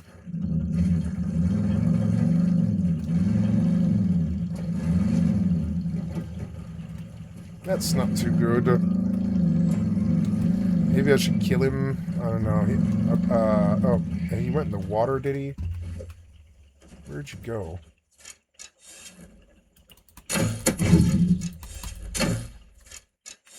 Fucker. Don't bite me. I can't see him at all. Oh, there he is.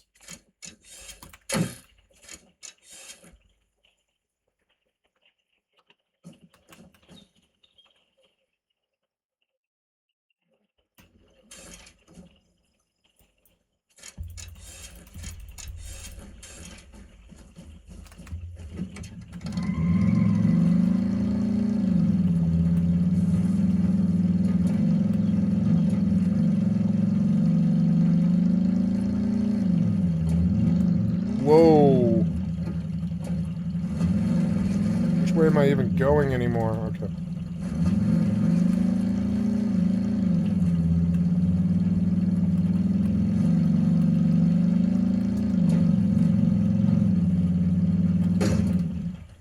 Ooh. Bike gone. 50 fuel gone. Oh, wait, no, never mind. Great, I got a bite. Good job. No warning, just bite. Panther. I may have lost that jackhammer. Ah. Bastard.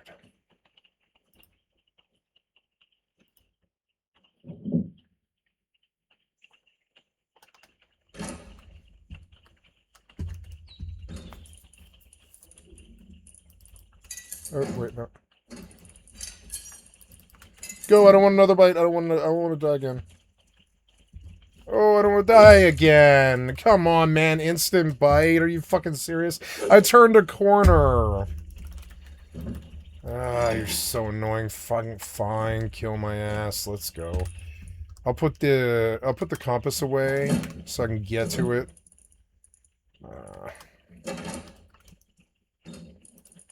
They don't come here, which is good. Or I guess they do. Well, I'm gonna die. So annoying. I'm gonna let them disperse because I'm not really totally. Oh, I have to let them disperse. Okay. Oh, okay. Not Tugger. Where am I? Oh, good. I'm here. So I want you to shit out a satellite, a civilian advanced satellite. We see that I have... It takes like... Okay, so anyways, antimatter cells. So we're going to go now to start guidance there. And I'm going to put down an advanced satellite there. Anywhere I do business. Like there.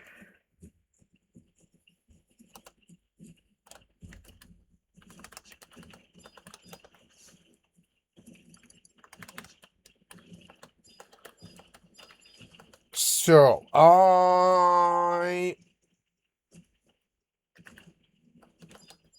want to take the survival guide to Crawler's Nest S, which I'm not sure I've been to before.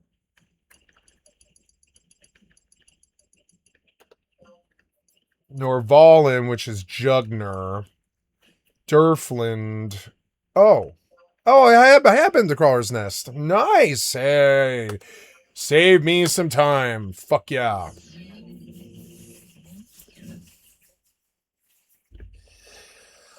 Okay, now we talk to somebody named Tucker. And one of the reasons this is probably worth so much money is Tucker sometimes probably isn't available when there's conquest going on. So, but in here somewhere will be Tucker.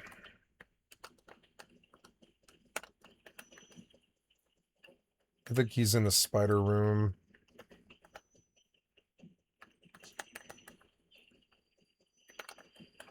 Wide scan for Tucker. There's Tucker. What was that sound?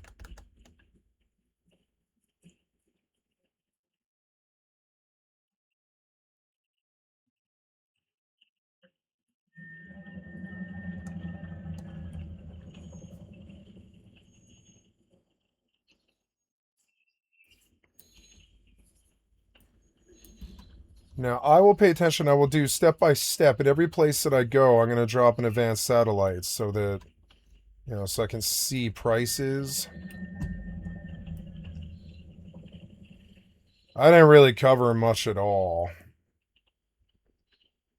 It would have been better to maybe, you know, drop it up there, but that's okay. I'm going to be so rich eventually that, you know, it won't matter.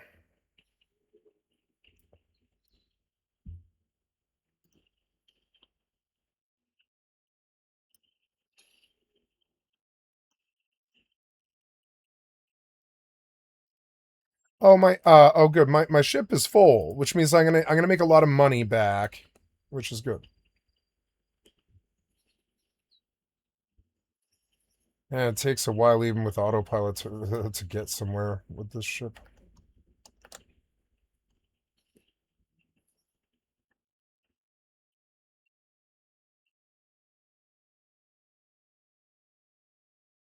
Yeah, the antimatter cell factory. We'll do antimatter cells.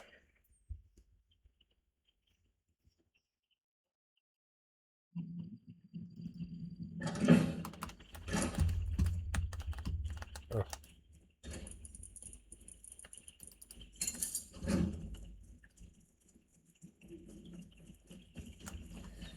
Now I died and I have no idea where that fucking body is. Gonna retrace my tracks.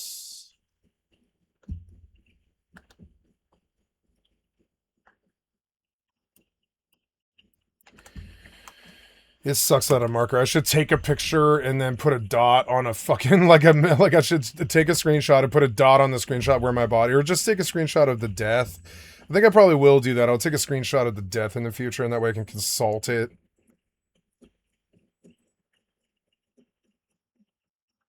I went screaming up this way. I think I die right there. I'm fairly sure. I think. I know I died on the train tracks, so let's just go see if I see the... Oh. I maybe really should have brought a bow, but my bow's on my body.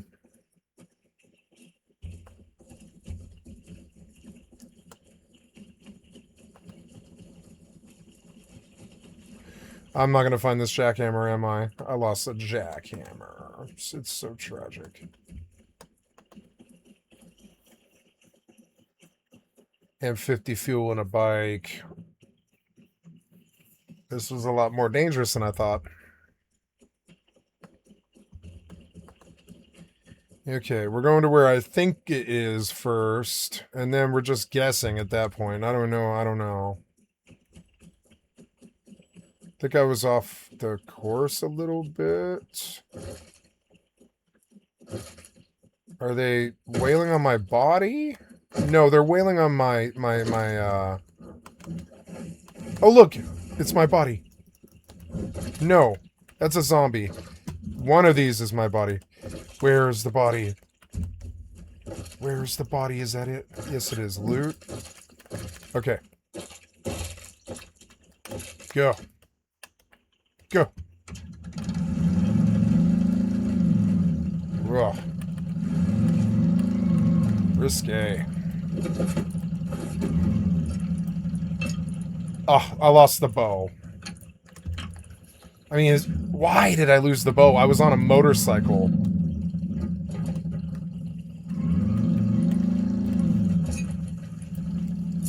I don't know. It's fine.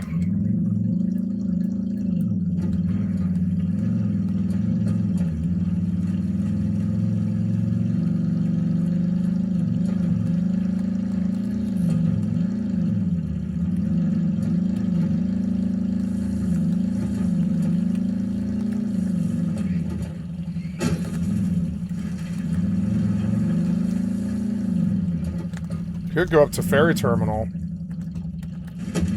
Put this stuff in the tugboat. You have been accepted.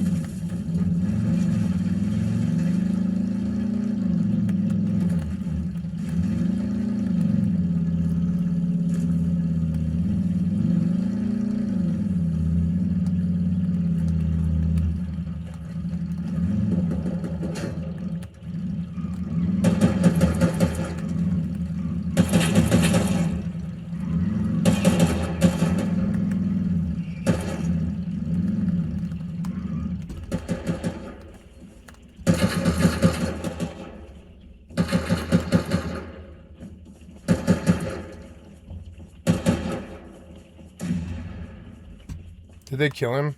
Yeah, they did.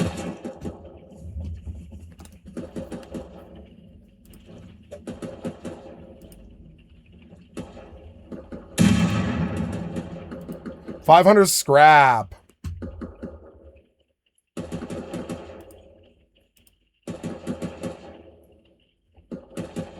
$50 more for killing them.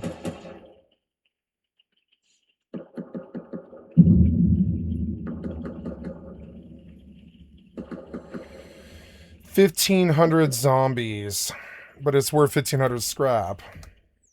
Okay.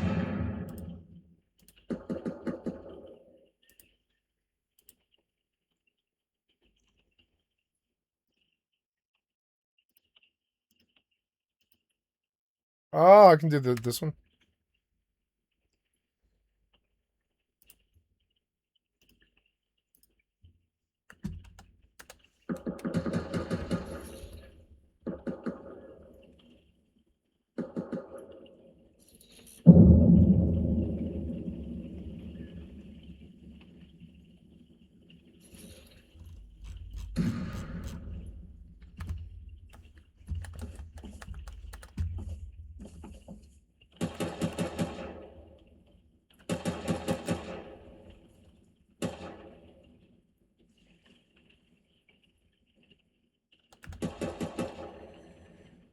Scrap.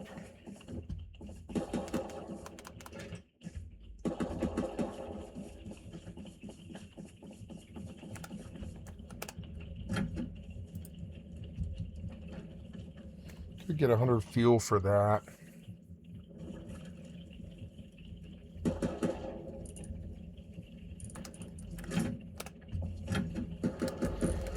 Man, look, he sells high qual for fuck cheap.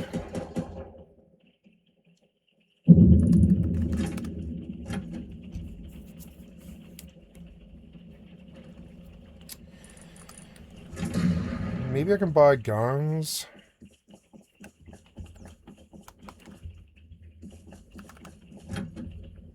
No.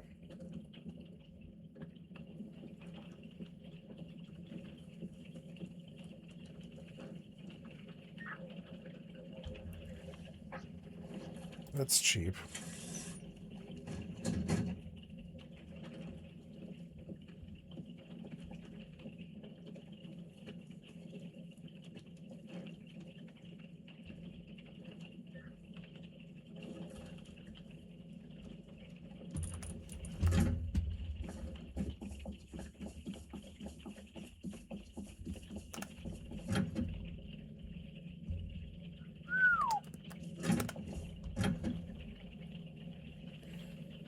That thing's cheap. We could learn that.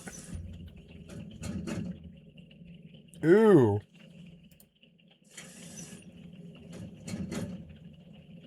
$500 for that.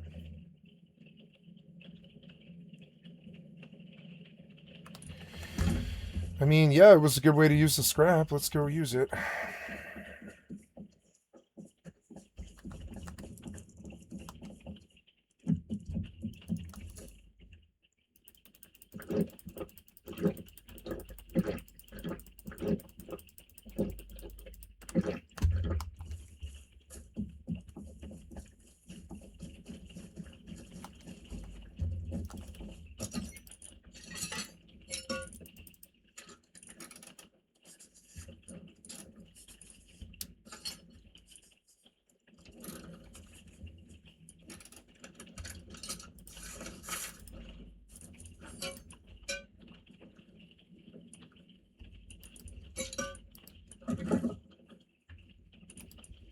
Man, I blew through that fast.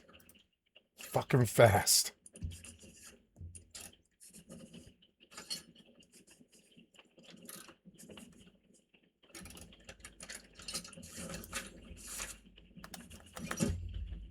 It was gains. It was worth doing. What can I do with my current... Oh, I left the scrap on the bench. I can make a nail gun. I guess. Yeah, I can make a nail gun. Maybe I could buy metal.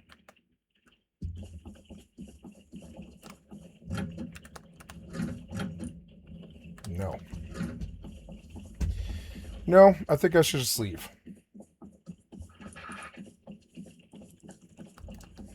Yes. So where am I now? I'm currently... This anti-cell factory, I want to drop a...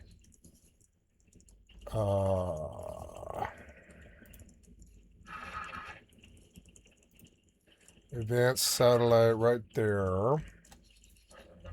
Which is good. That will always get that factory. And then I want to come up here to the other factory or whatever that buys these.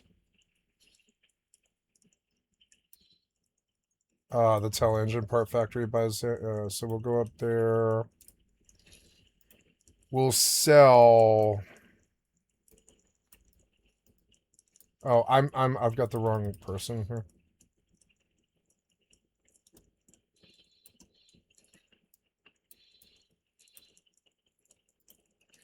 Tel engine part factory, antimatter cells, Peregrine Sentinel. I want Magpie Sentinel.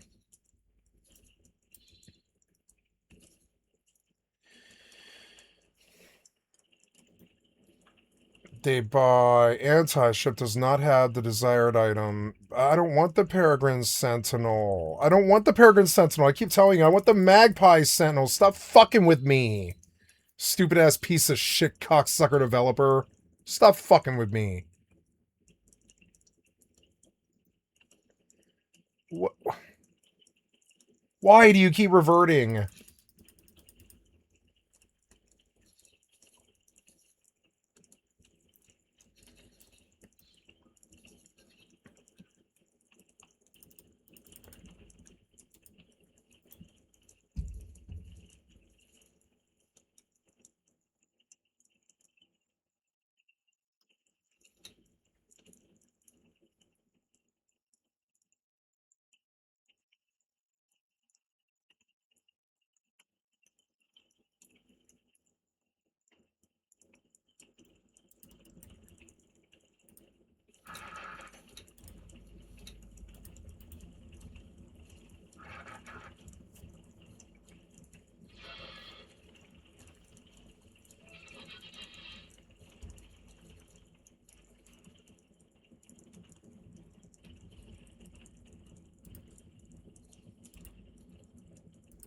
Oh no, I don't have anything. She's empty is why.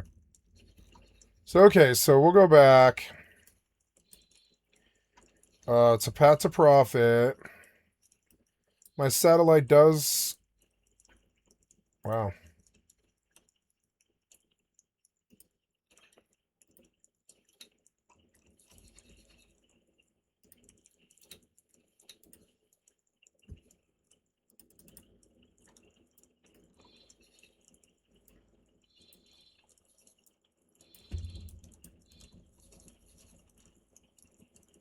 Refined goods complex. Antimatter cells sold. Is that one? Yeah, we did put one here, so we could buy antimatter cells here. Antimatter cells 53. Ship storage capacity reach Peregrine Sentinel, but I want you.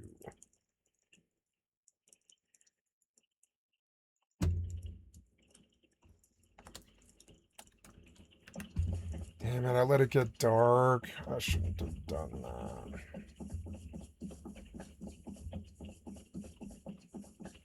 Did you die? Where's your body?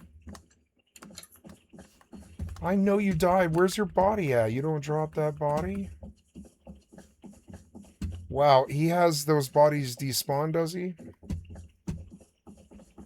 Huh. Well, in any event.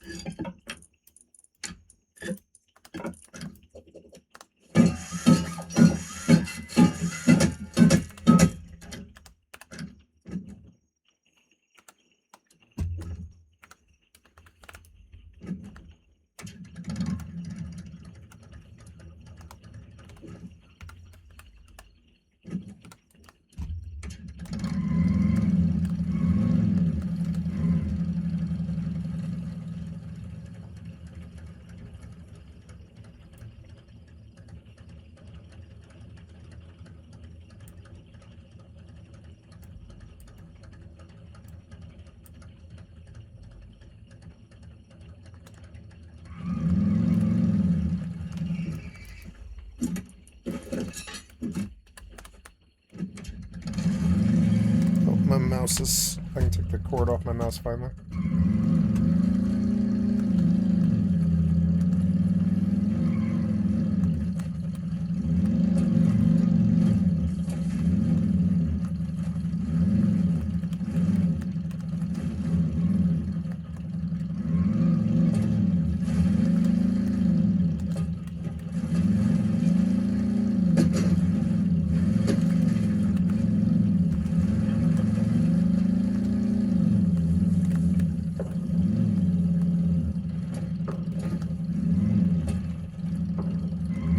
That's NPC fire when it goes blow, blow, blow, blow. Maybe he's Aoka.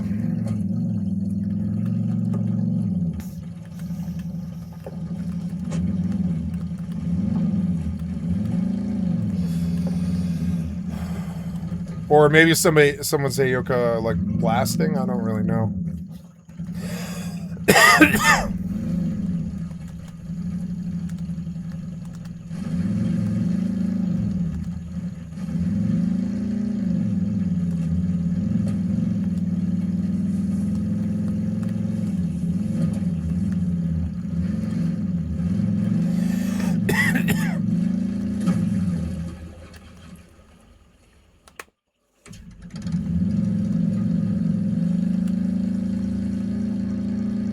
Let's go. The train tracks went over the water.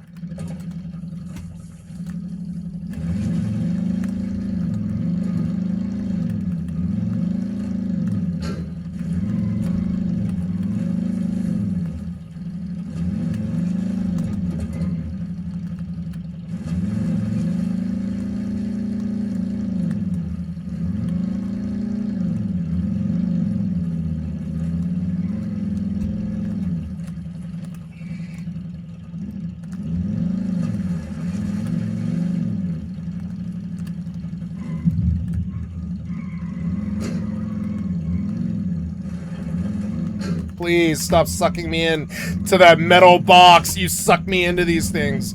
It's so annoying. Something about your third-person plane. It sucks you into walls. It's so annoying. It drives me crazy, crazy. I can't believe I'm still alive and haven't caught a bite yet. I can't believe it. I can't believe this.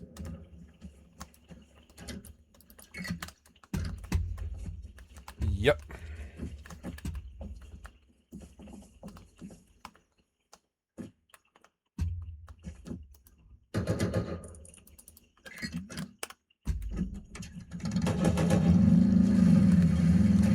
Please. You suck me into things way too badly. I've played other car games before. I can't believe it. Oh, no, I can't believe that. I can't believe that. You're so fucking annoying. Okay, whatever. Oh, why am I being shot? No, the scientist, no. Do I have any cloth? No. Get on the train track, and in that way I will remain in a place where I can get back. I don't know, I'm probably gonna get pretty close to the mining outpost here, actually. Oh, not anymore. Nope. So right by the crossroads, right west of the crossroads is the body. I've just got to come down the road. Hurry up, you. Maybe I'll get up. I don't know. Nope. Need that jackhammer, so...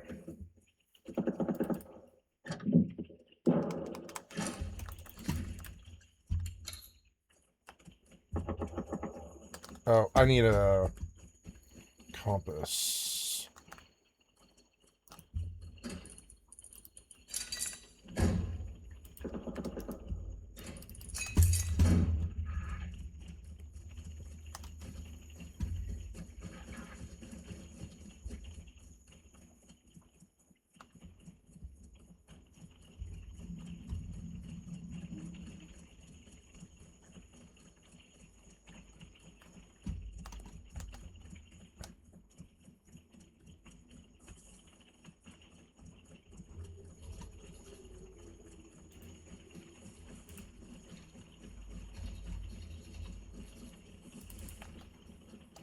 Oh god, what's going on?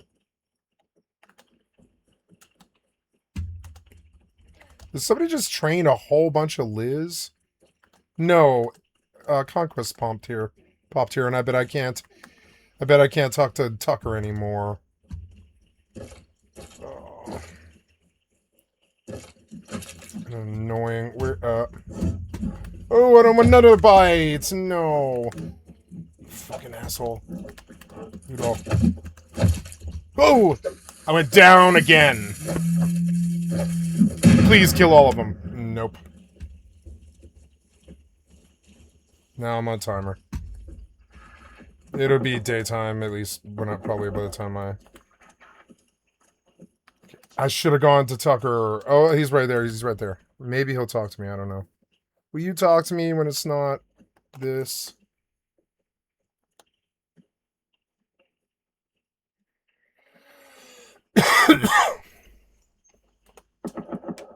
I remember the whole Vellum quest.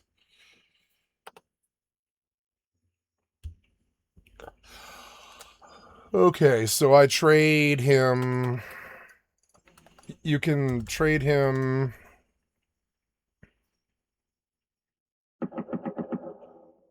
4 stacks of rolling berries per trade.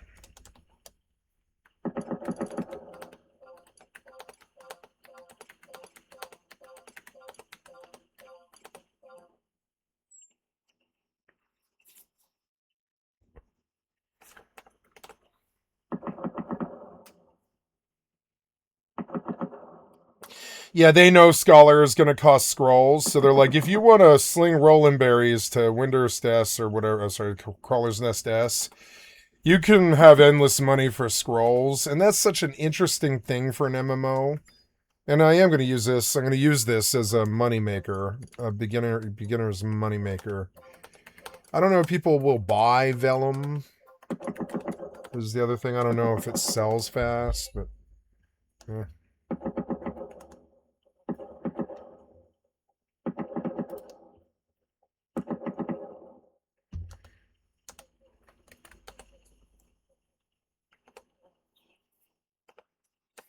Yeah.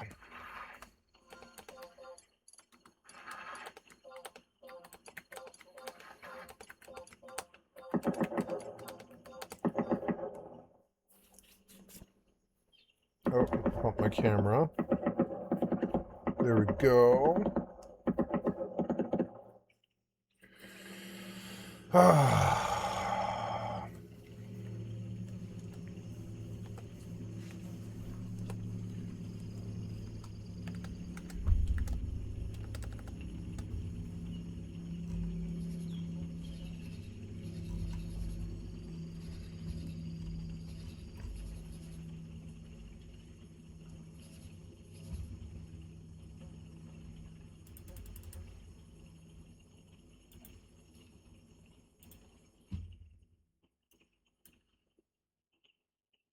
No, I want the Magpie Sentinel.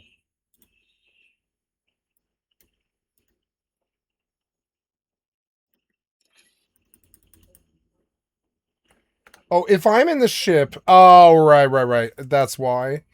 Get up. Okay, if I'm in the ship, yeah, I forgot. I'm sorry. So, there we go. So, I want you, the Magpie Sentinel, to buy antimatter cells.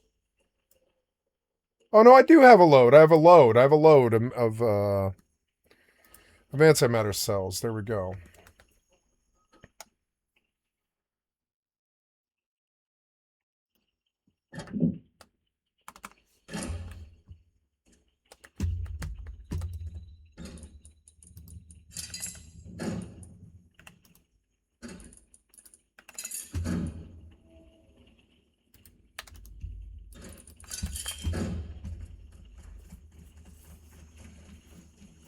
I can just melt the compasses back into metal to save space.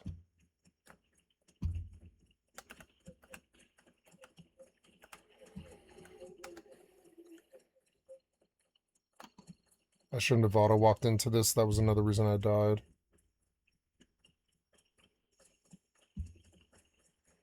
But the mobs are off the road, probably. Oh, there's like a thing here. There's like some kind, oh, there's a monument there. Well, that's good. It's close by. That's cool. All right, what do we do?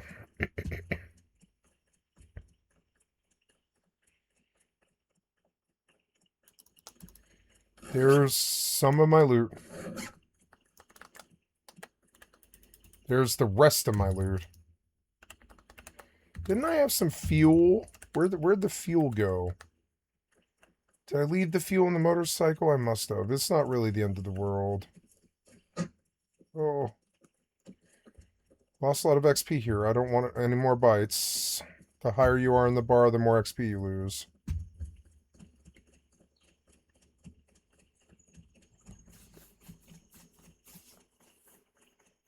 Is the DLAA on? Oh, you've got that thing set again? I hate that thing. Thought I had that fixed.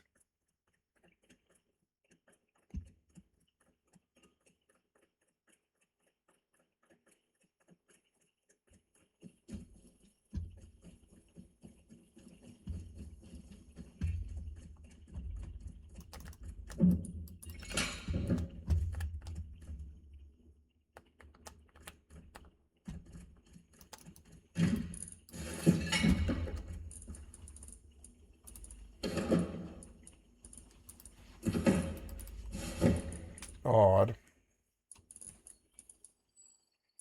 It's like somebody changed the bandana skin. It's weird.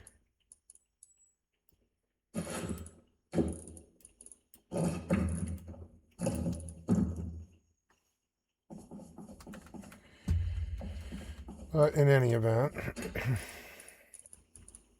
Hi, kitty. It's a rainy day.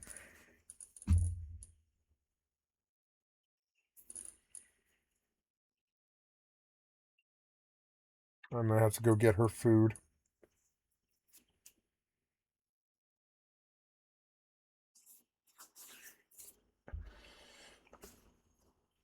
Are you hungry, baby? I'll go get you some food, huh? Hold on. I'll be right back. Okay, guys, I'm back. Sorry about that. Had to take care of all of my cat's needs. I gave her food, scooped her box, all that stuff. Food, water, all of it. And now I am trading for vellum.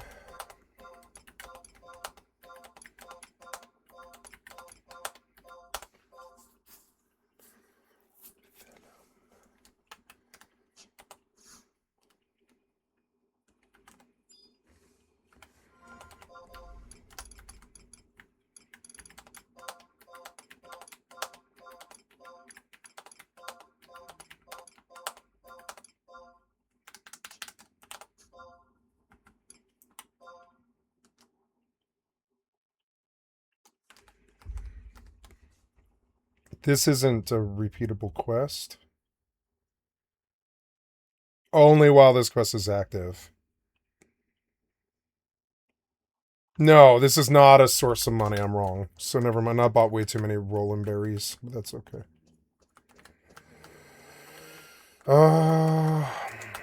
If I talk to you, can I teleport here?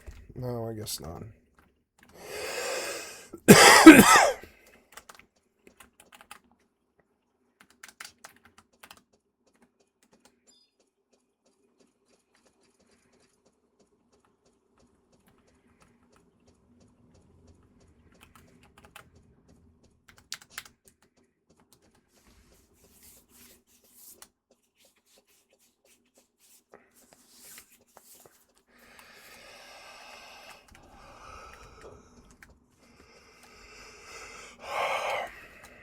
I guess I could teleport, but I can also just field manual back to finish the quest, and I can unlock Scholar.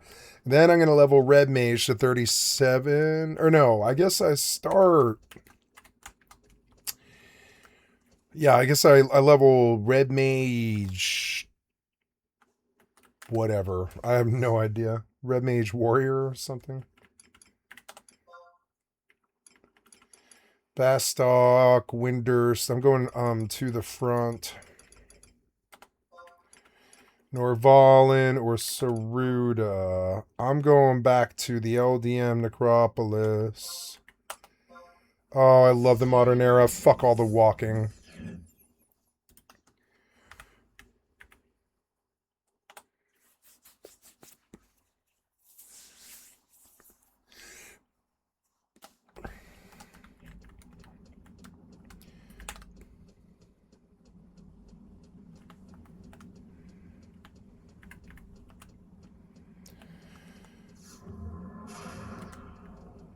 Now that I've got the Vellum, I've got to go change jobs. I forgot. I went to the wrong guide.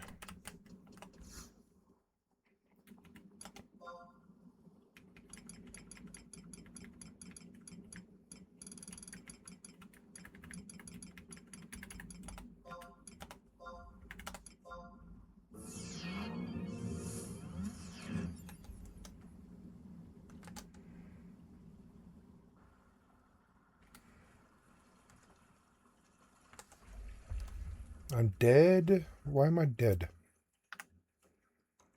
Killed by me. Okay, well...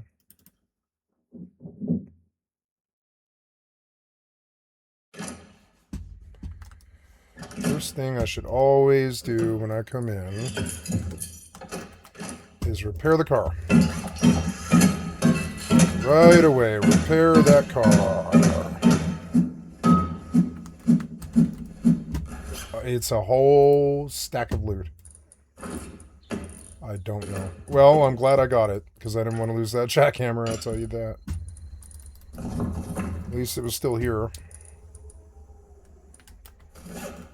Oops, wait, no, go back. Hammer.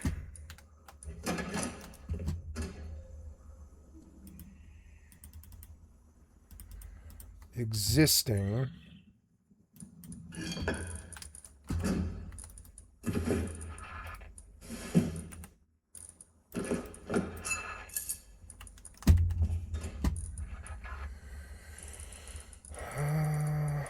I will go train this shotgun trap. I need a bow.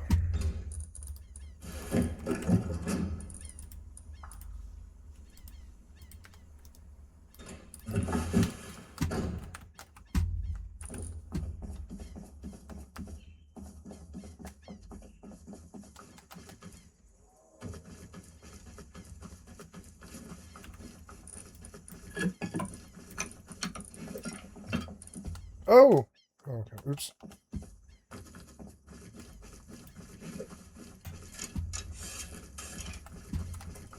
Yeah, I really don't really need stone.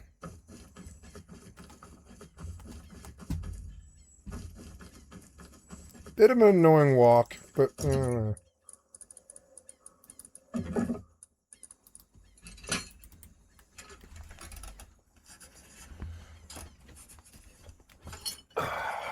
fix my pillow here. There we go. Fix my camera. Oh, I'm so cute. Okay, so take the scrap. We got a shotgun trap in my head now. Don't plan on using it, but it's always good to have.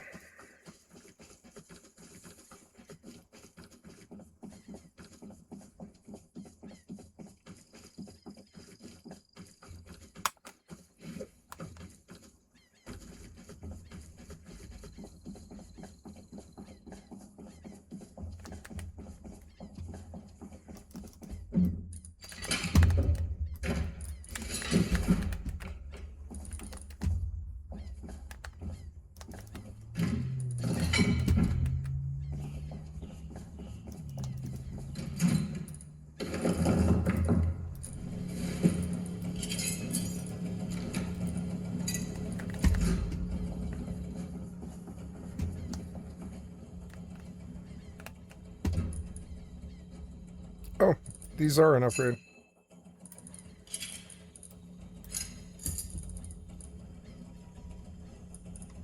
Got better parts now.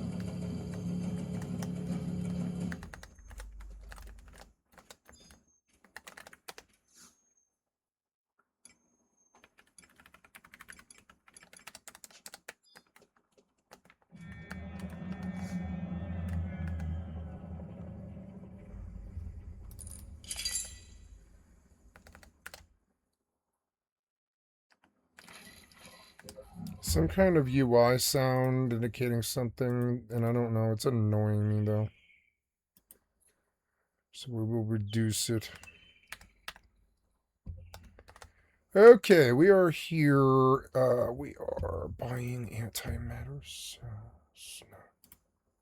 Selling antimatter cells. Ship storage capacity released or reached. And they're not buying.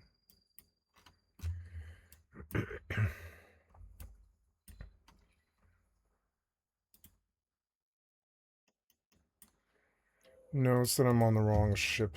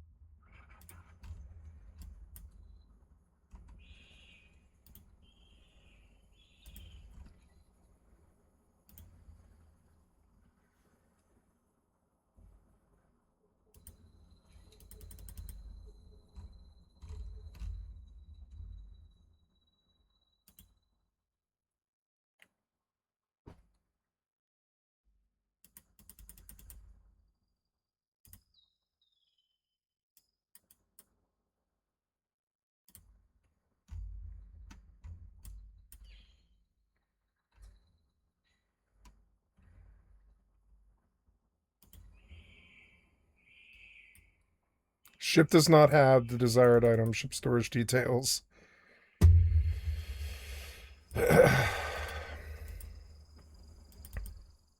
That's auto-saving.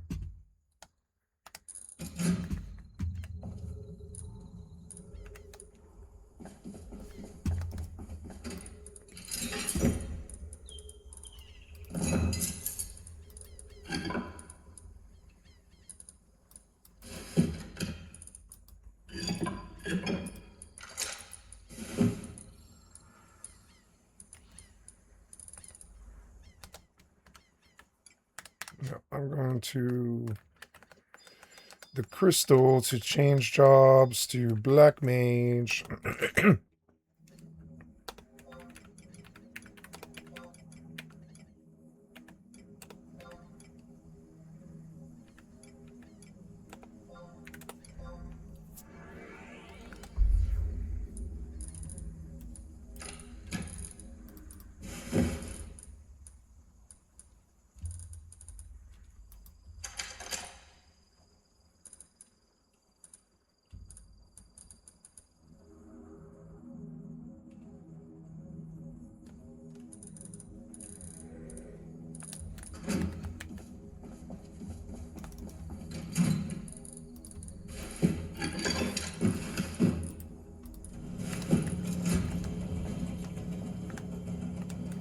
No one near me.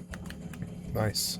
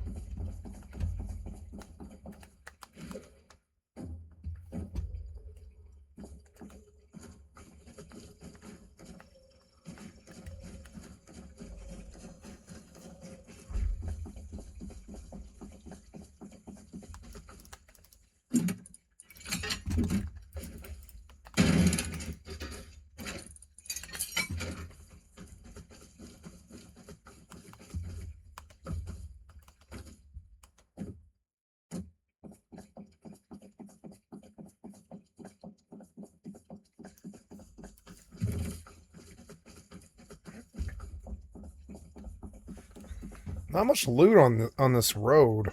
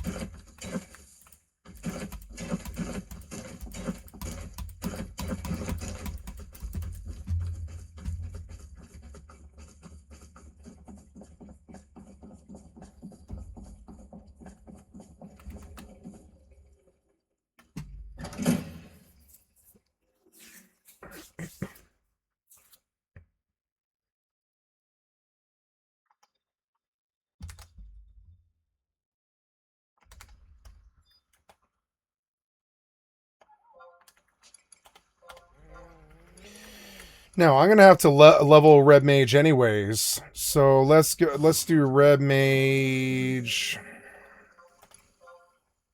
I don't know. White mage, black mage, red mage, black mage. I don't know. Oh, I lock style, did I? I don't really like this lock style.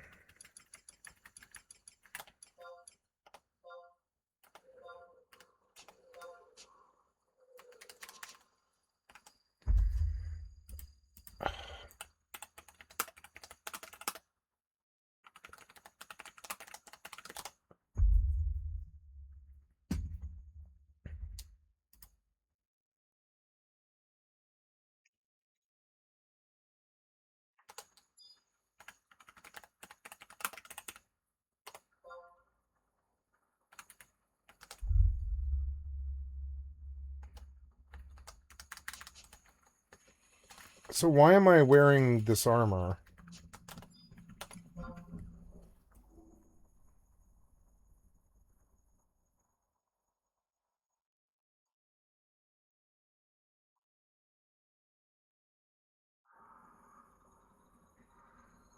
Oh, there we go. You have to zone. That's right. The lock style you have to zone, yeah. Oh, cute little Taru. I should go see if there's gear.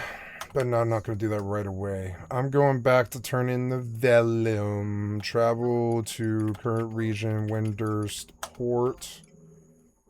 I want that guy, yeah.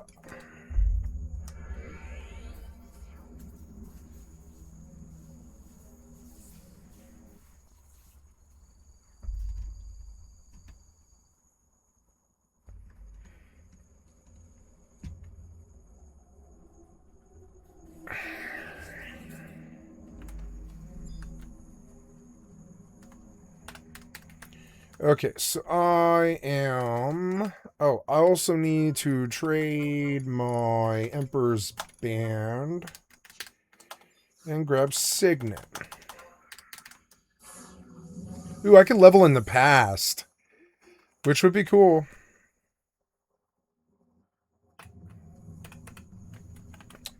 I am trying to... Oh, I'm trying to get back to the crystal.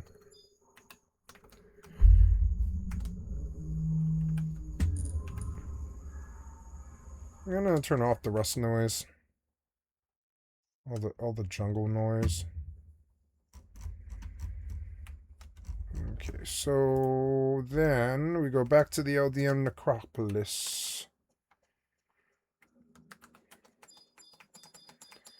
I love the survival guide. It's so good, and the geomagnetic fount and all that stuff.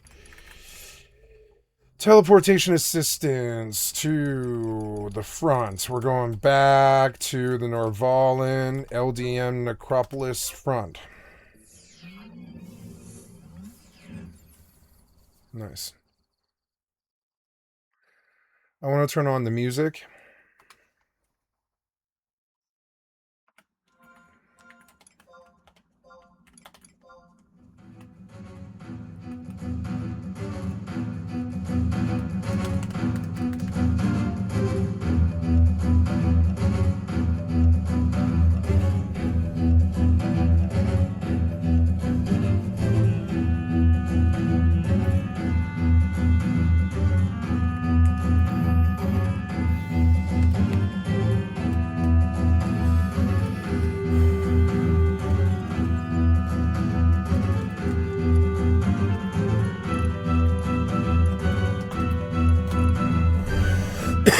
Here we go. I'm going to unlock Scholar finally.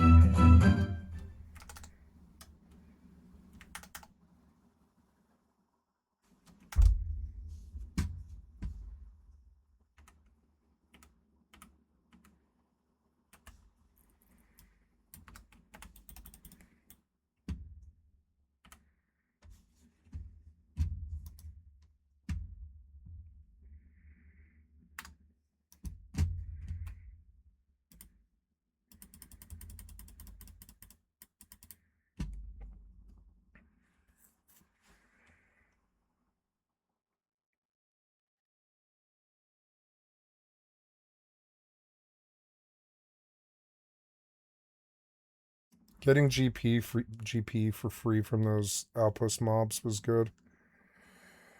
I'll go back there tomorrow. I'm not going to use up my ammo today. Or I could do the outpost. Yep, I could just park at outpost in a bush. Outpost isn't far.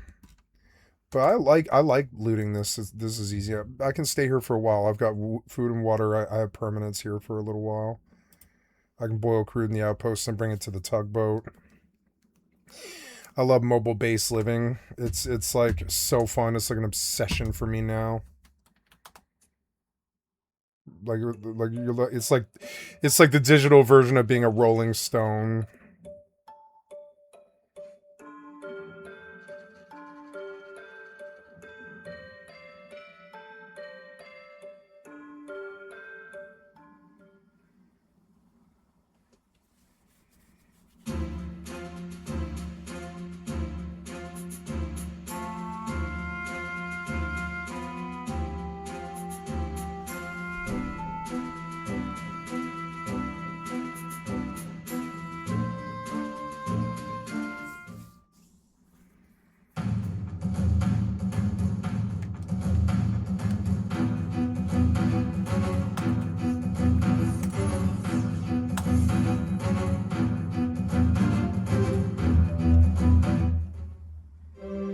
Okay, we got Scholar.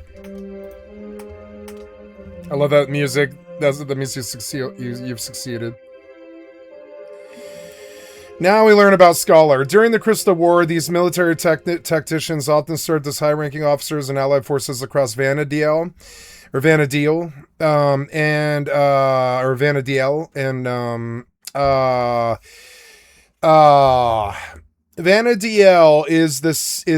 is not Ivalice, but actually I think Vanadiel is its own thing, but Ivalice is sort of connected in the respect that another Final Fantasy game that hit this week that I wish wasn't 2D. I wish they had actually remastered it.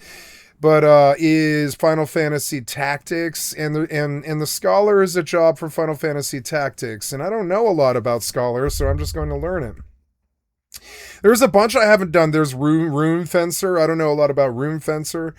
Extensive knowledge of ancient martial theory granted scholars the ability to wield dual schools of magic, between which they would alternate depending on the situation at hand. So my job ability... Oops. Pick up the sheets of meal here to pick up the sheets of vellum. Okay. Oh, I like their little Sailor Moon outfits. It's cute.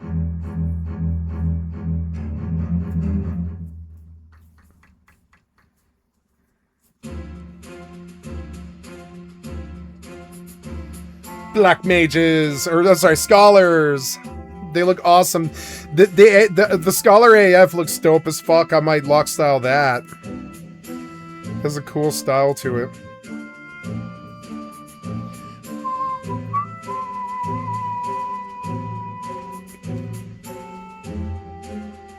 So now I take Red Mage to third. Well, technically I need a sub.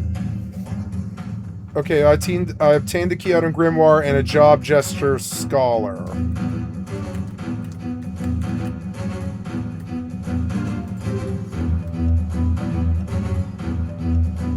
Okay. Now I take the survival guide back out.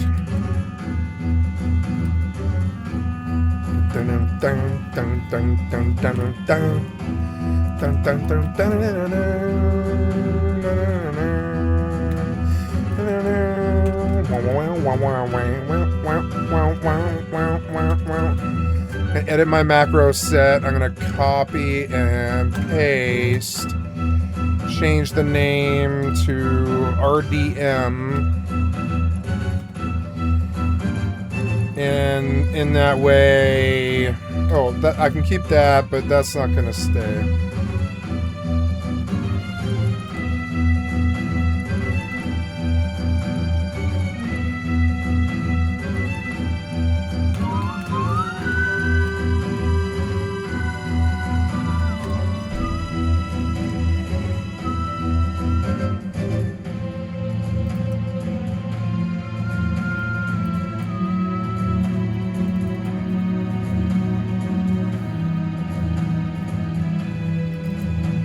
Oh, I bought Nostrip oil and Claytronics.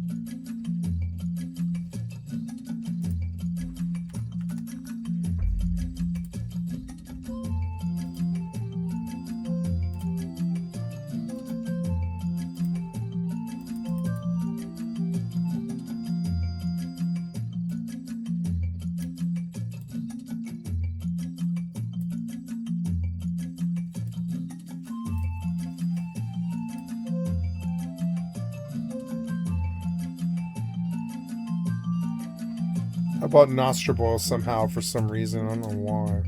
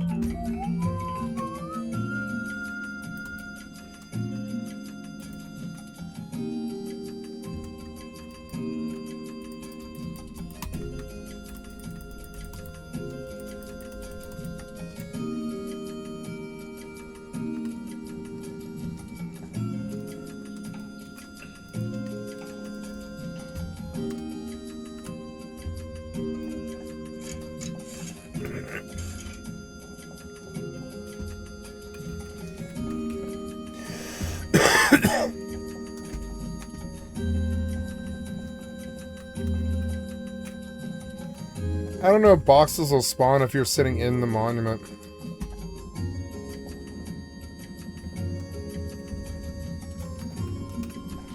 Well, since I died, I'm going to use this opportunity to go and check on my tugboat. This stone is taking up, like, space that I don't want or need. As sad as that is.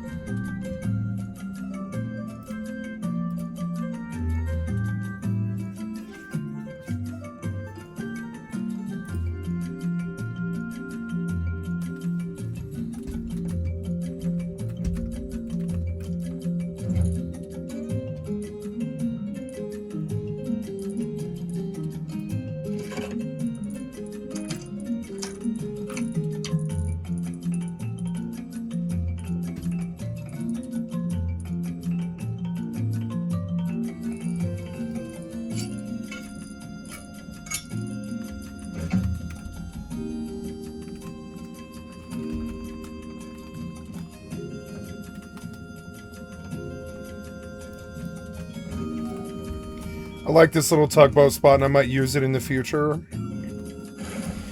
Just because I know that most players don't really think about Ferry Terminal that much.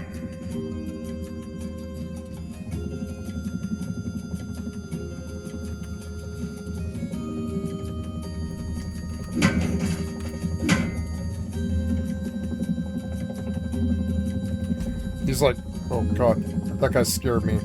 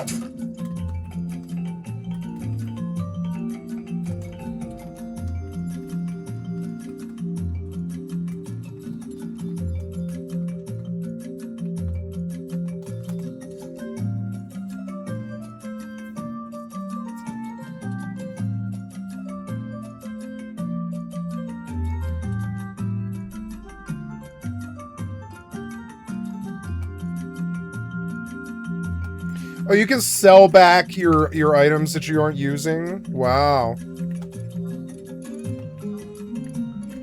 I sold mine for Gil because I needed that more. Where did I get all of those high-level spells from? Odd. Oh, I have a Mog case? I do. I have a Mog case with a bunch of room in it. Here's a BST testimony. Wow. Well, these rolling berries, they're basically worthless, but I could sell stacks of them on the auction house, but no, I think I better, I don't know, can I trade her these?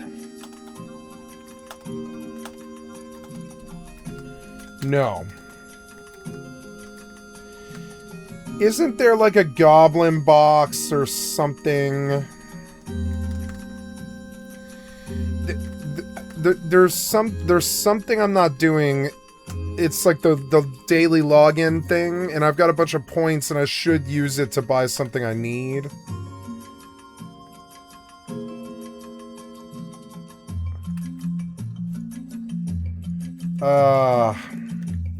Yeah, I want to buy gear for Red Mage, at least a sword. I don't really need gear per se, but a sword at least would be good.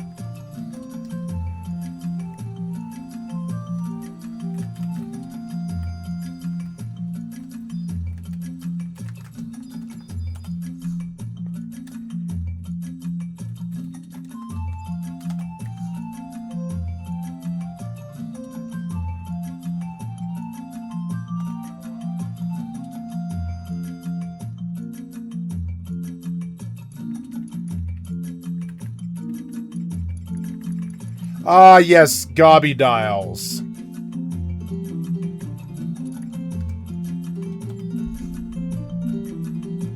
Oh, here we go. Felm Joe Bizet is the person. Let's buy some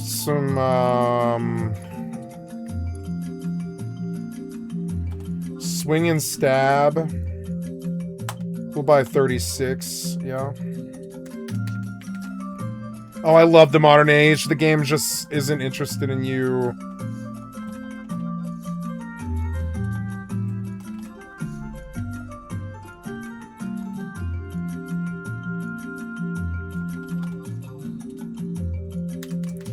Maybe I actually have to swing the sword first.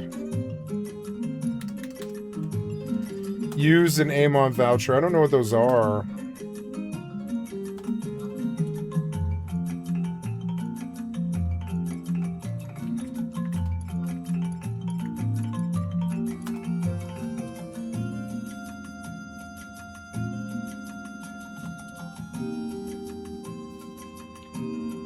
Oh, okay. There's monthly challenges in the other menu. Okay.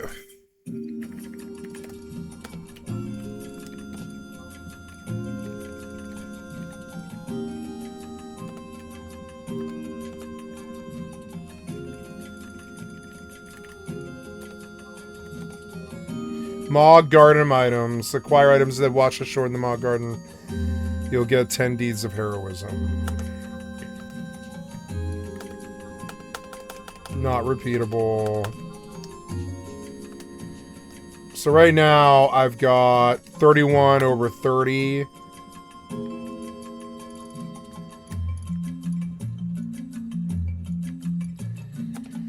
Drop. Total successful synthesis attempts. Seekers of Adulin, Chapter 1. Deal 500 plus damage. Conflict, Garrily Edge Citadel. Oh, kill. Oh, you could just go to a particular zone. What's that sound?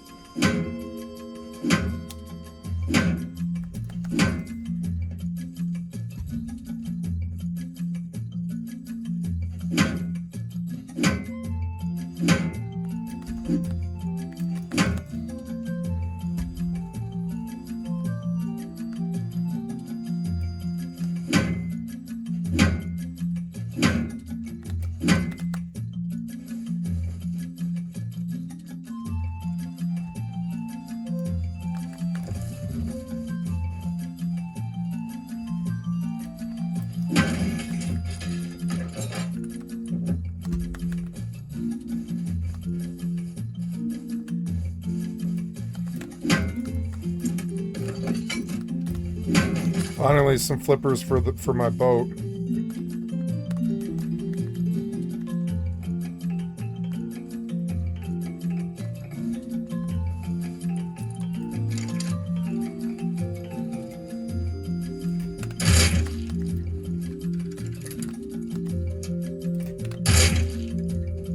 I love the zombie server.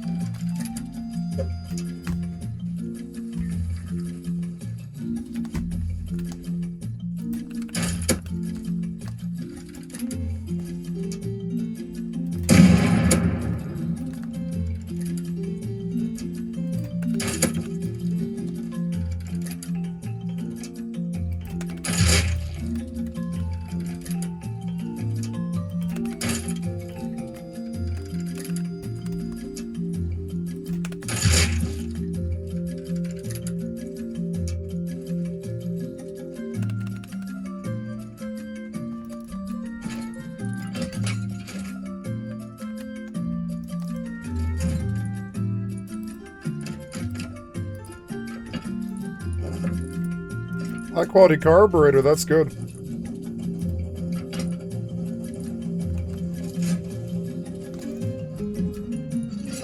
Worthless milk rate.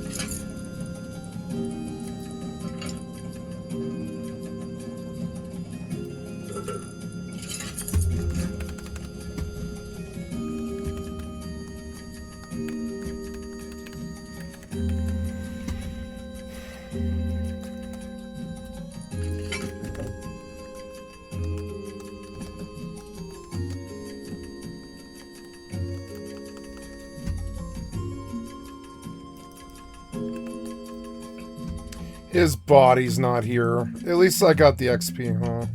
Fucking annoying. Or maybe it fell. I don't know. Maybe it fell. Or I didn't get to it in time. Something.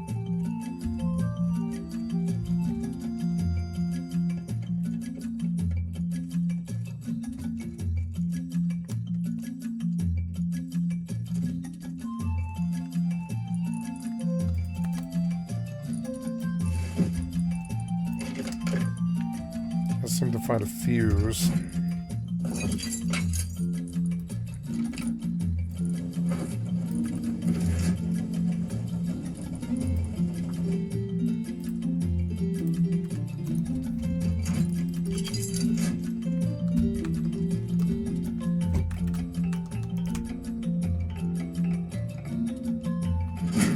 Nice, a full kit.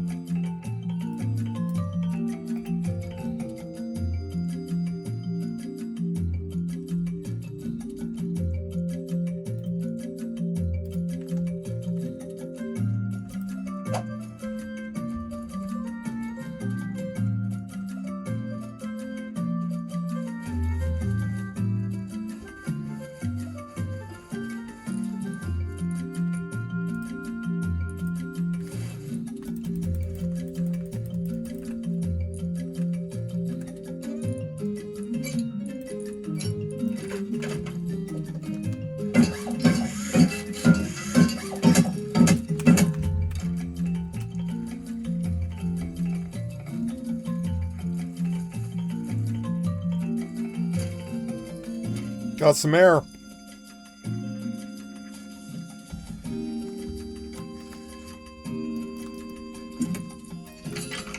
Five flame arrows is good.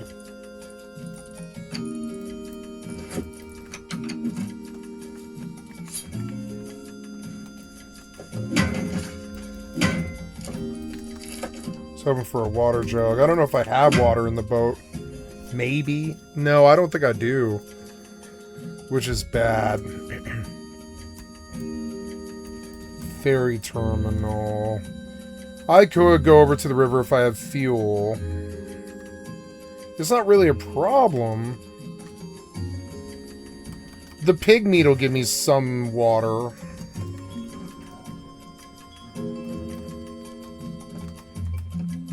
Oh, I want to add a cooking station to this boat. Oh, I can't, but I'm in ferry terminal.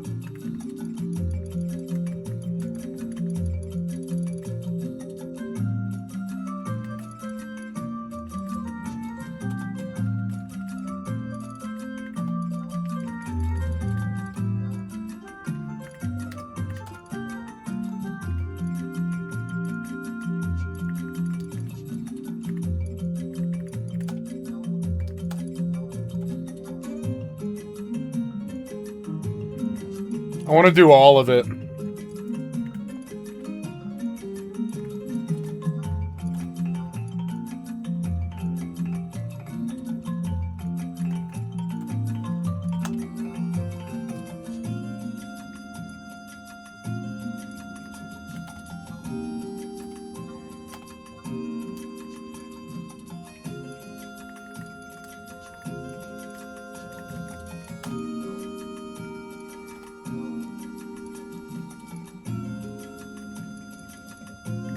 To Coco, wow.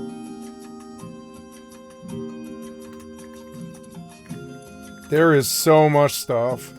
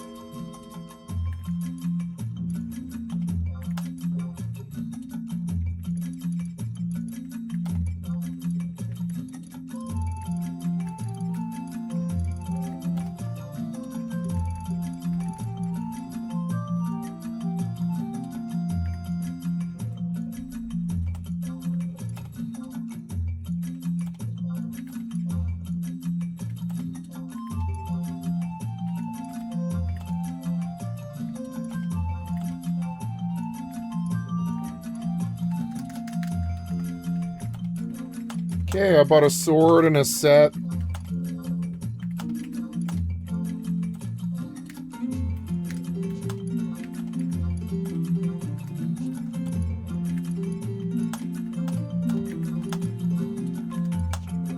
I better go sell these Roland berries. My equip set is not updating for some reason. Maybe it doesn't happen until zone now. I don't know. No, I have a mod that prevents you from blinking, and it probably prevents the stuff from updating right away.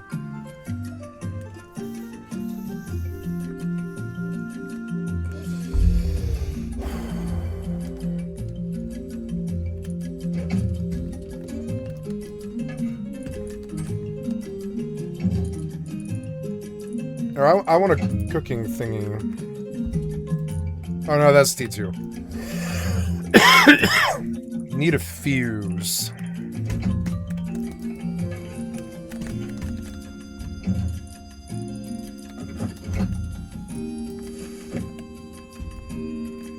Oh, it'll let me do it? I guess it will.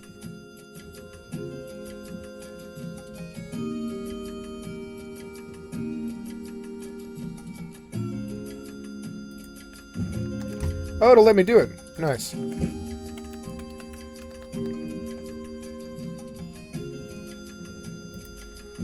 Perfect.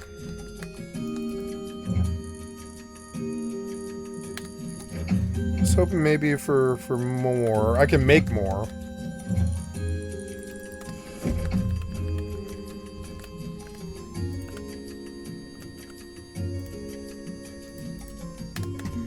Yay, privacy. Yay.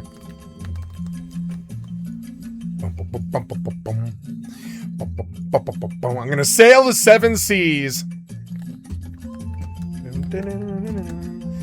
Maybe I should go to harbor.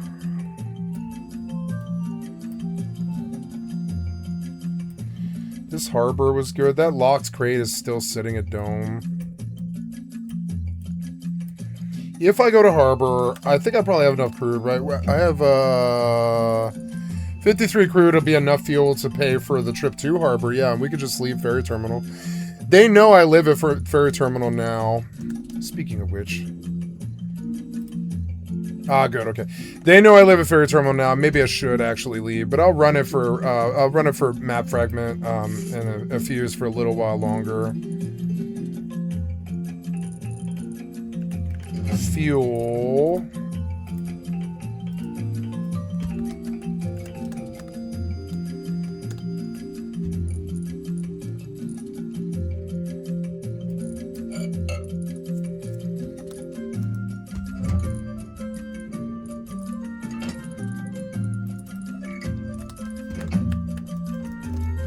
I'm out of water now.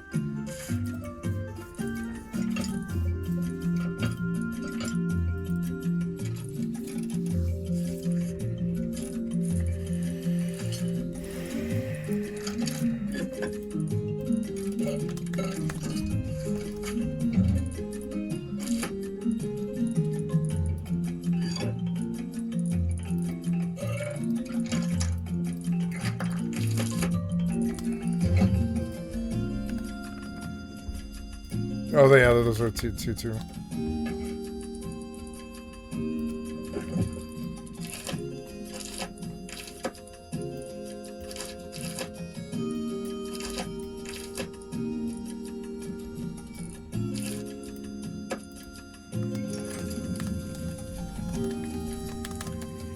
Okay, now I should go to the magic dealer.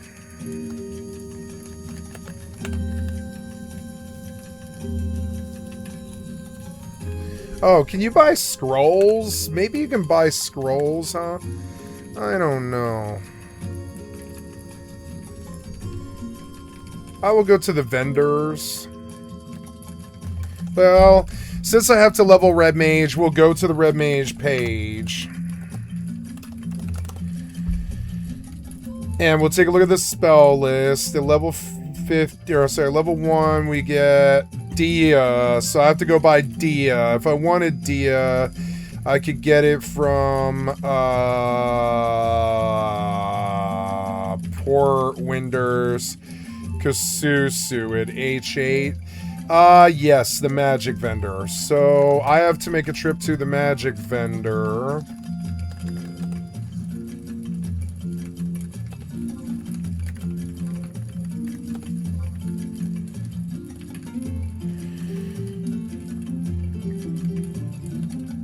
Perfect, yeah, that's even closer. Yes, please. Oh, they made the walking so much better. You can walk, you have to walk, but it's not that bad. It's like kind of like a short foot race through the town, kind of walking, not, I spent 8 hours of just doing quests today and I didn't swing a weapon once or anything like that.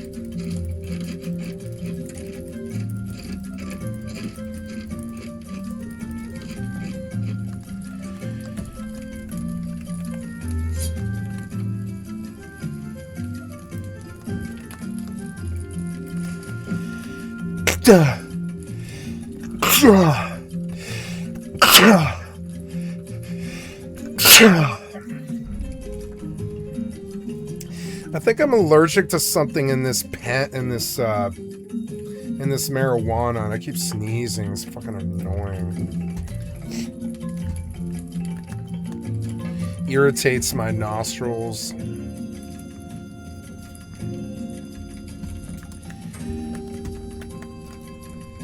It's 11:30.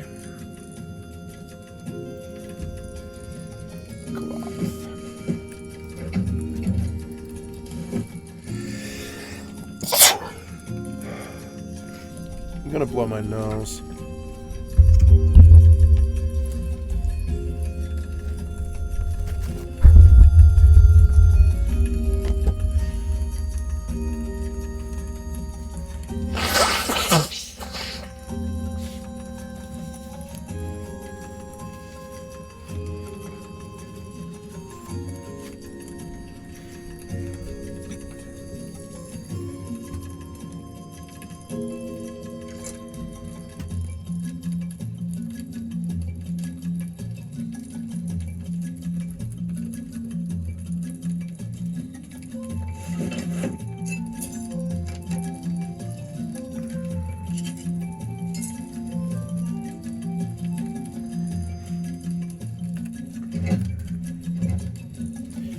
Got lots of pistol ammo, but I probably don't need it.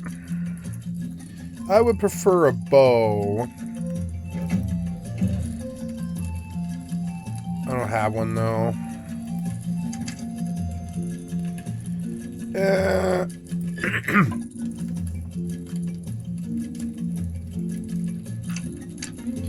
I will bring a bow.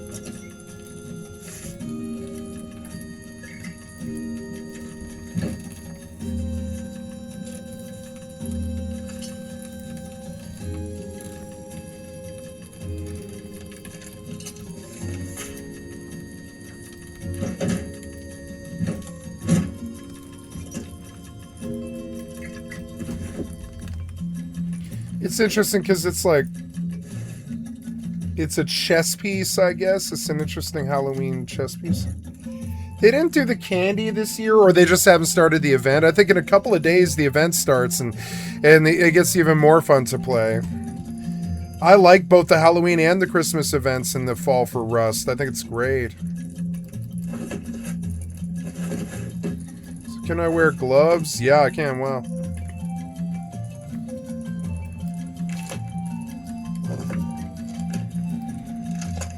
I don't know. One pair of binoculars might be good.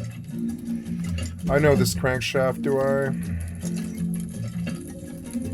Yeah, so... I don't know, high quality parts aren't bad, however, so I'm gonna keep them. Always do more storage.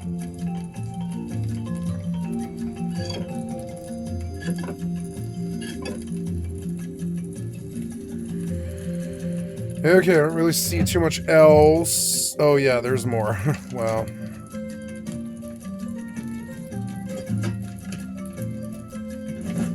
Here's even more crude oil. You know, I have a lot of guns and ammo here. I'm going to just bring a pistol.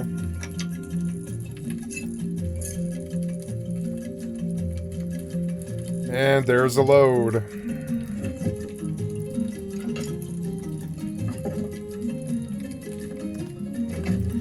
I'm out of water.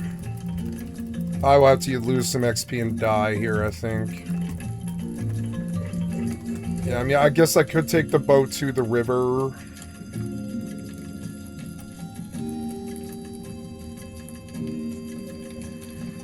And drink water.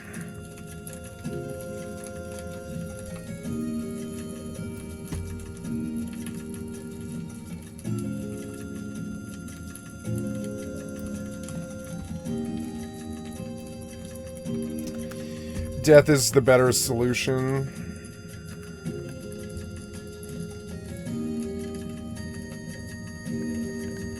I'm gonna ditch my kit.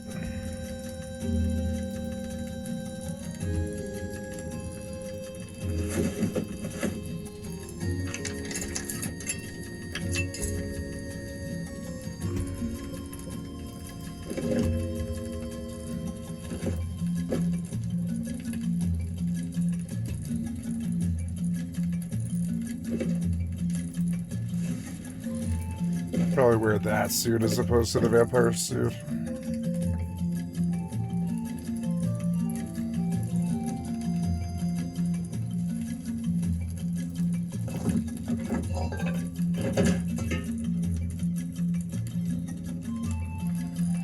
Oh, but I'm out of water.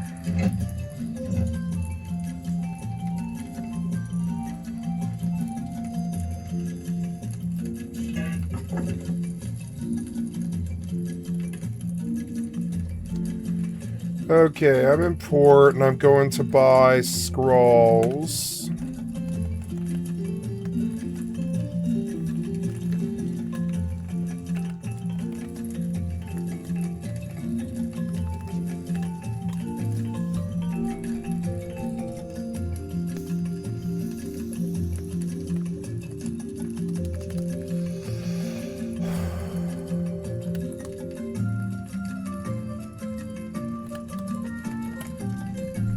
It's good to see new players.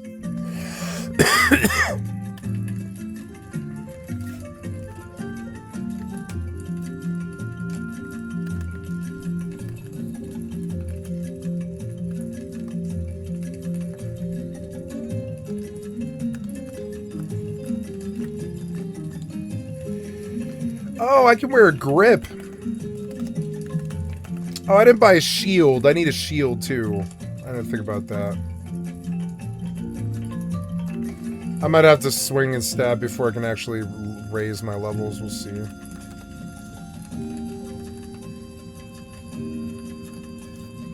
No, RDM is nice because it gets the sword. But all the stuff is there. Man, they've redone all the stores. I mean, yeah, if it benefits me.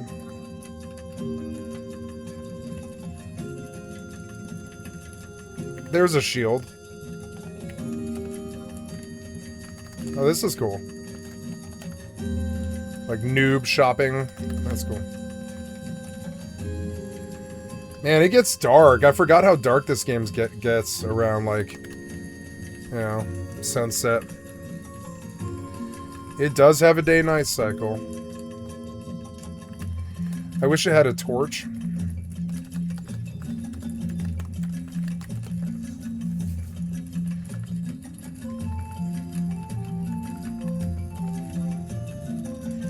I will need Dia, Cure. Oh yeah, RDM. Well, oh yeah, RDM. Yeah. Carolina. Oh, my phone is ringing. Hello.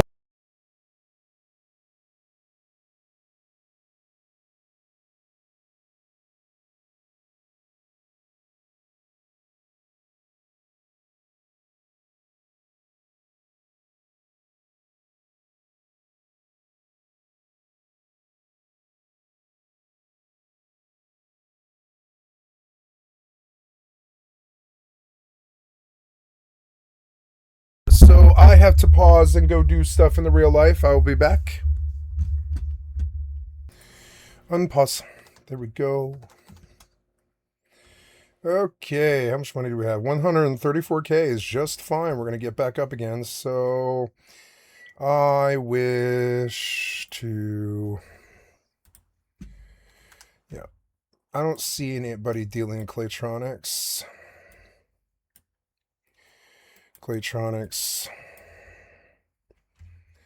So I want to buy antimatter at 114 and sell. Wrong one.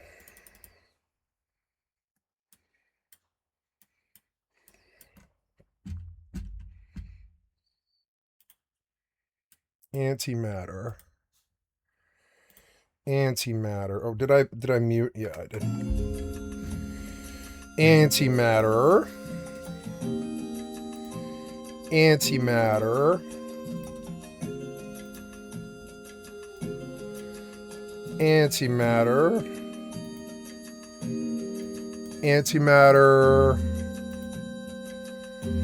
Antimatter.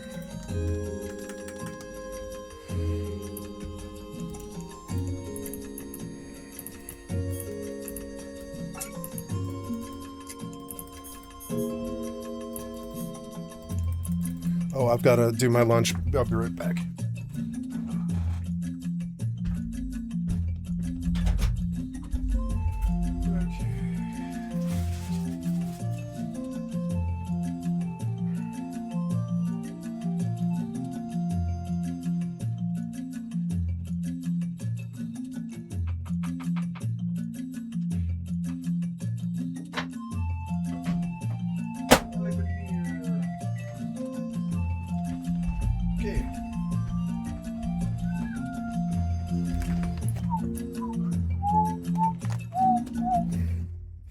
Oh no, what happened? Oh. Did you change the volume mixer? No, I killed the client by alt-tabbing, I guess. No. Damn it.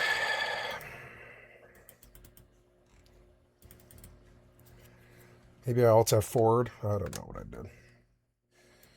It looks like I turned on HDR or off.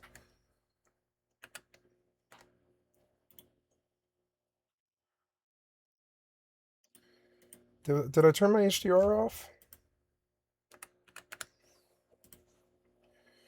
Auto HDR is on. Optimization. Yeah, auto HDR is on.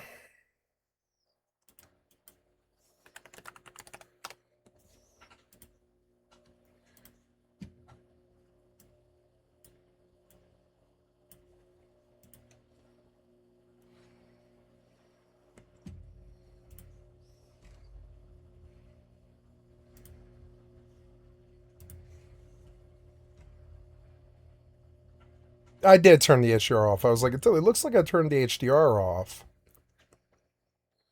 There we are. And that killed my FFXI as well.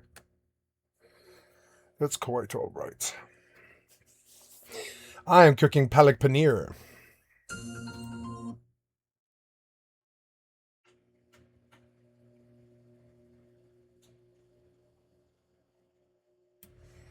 I would prefer a brighter screen like that, yeah.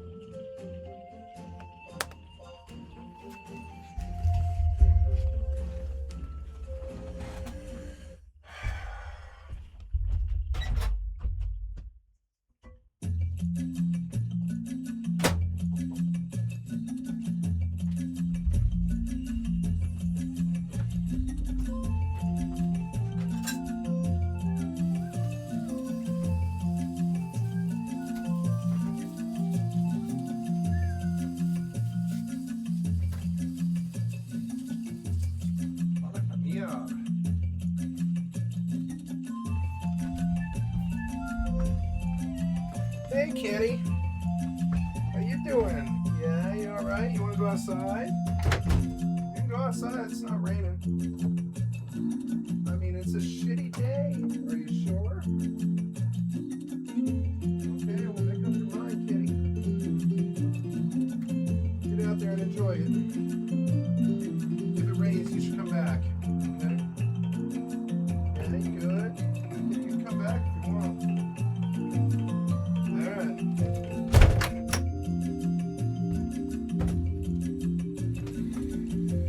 Get something to drink.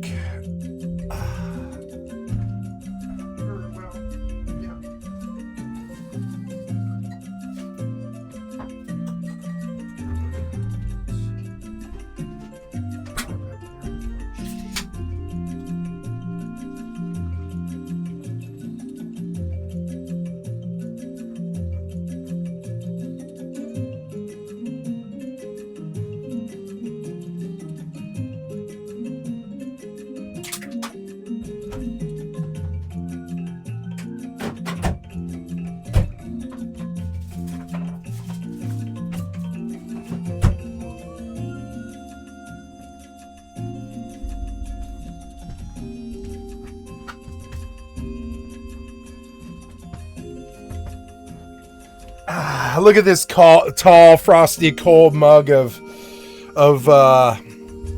Voodoo Ranger. It's a good life. I love Voodoo Ranger. I love you. Okay, so Gosusu. Oh, yep. So now we use a Dia. I'm gonna turn off the music now.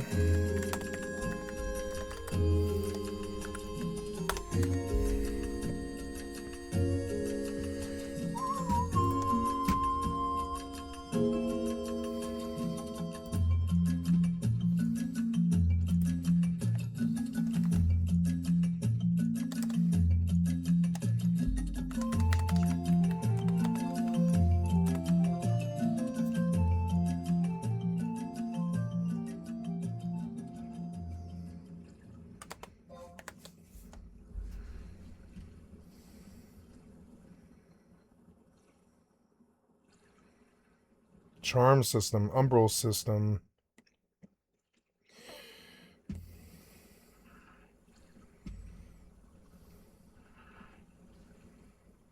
Jeffree Star has been canceled for being transphobic.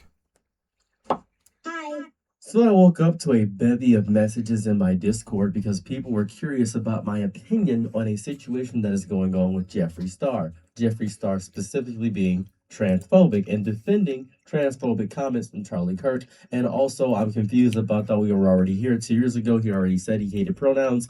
We already did this. He hates pronoun culture, the they, them stuff. Doesn't like trans people. We're already here about this. We were already here. I feel like we're already here. Jeffree Star has stated a meticulous amount of times that Jeffree Star does not like the pronoun culture or pronoun people. I just want to point that out. I don't know why this is new information. I'm not sure why TikTok is in a tizzy and Twitter is going crazy and saying It's new information to me. Jeffree Star is a gay man. Correct. Jeffree Star is a gay man. Jeffree Star is a gay. That's just regular. That's just what happens with gay men. Whether you're white, black, doesn't really matter. Gay men can be homophobic. You can be homophobic and transphobic as a gay person. That's just not impossible. It's a real thing.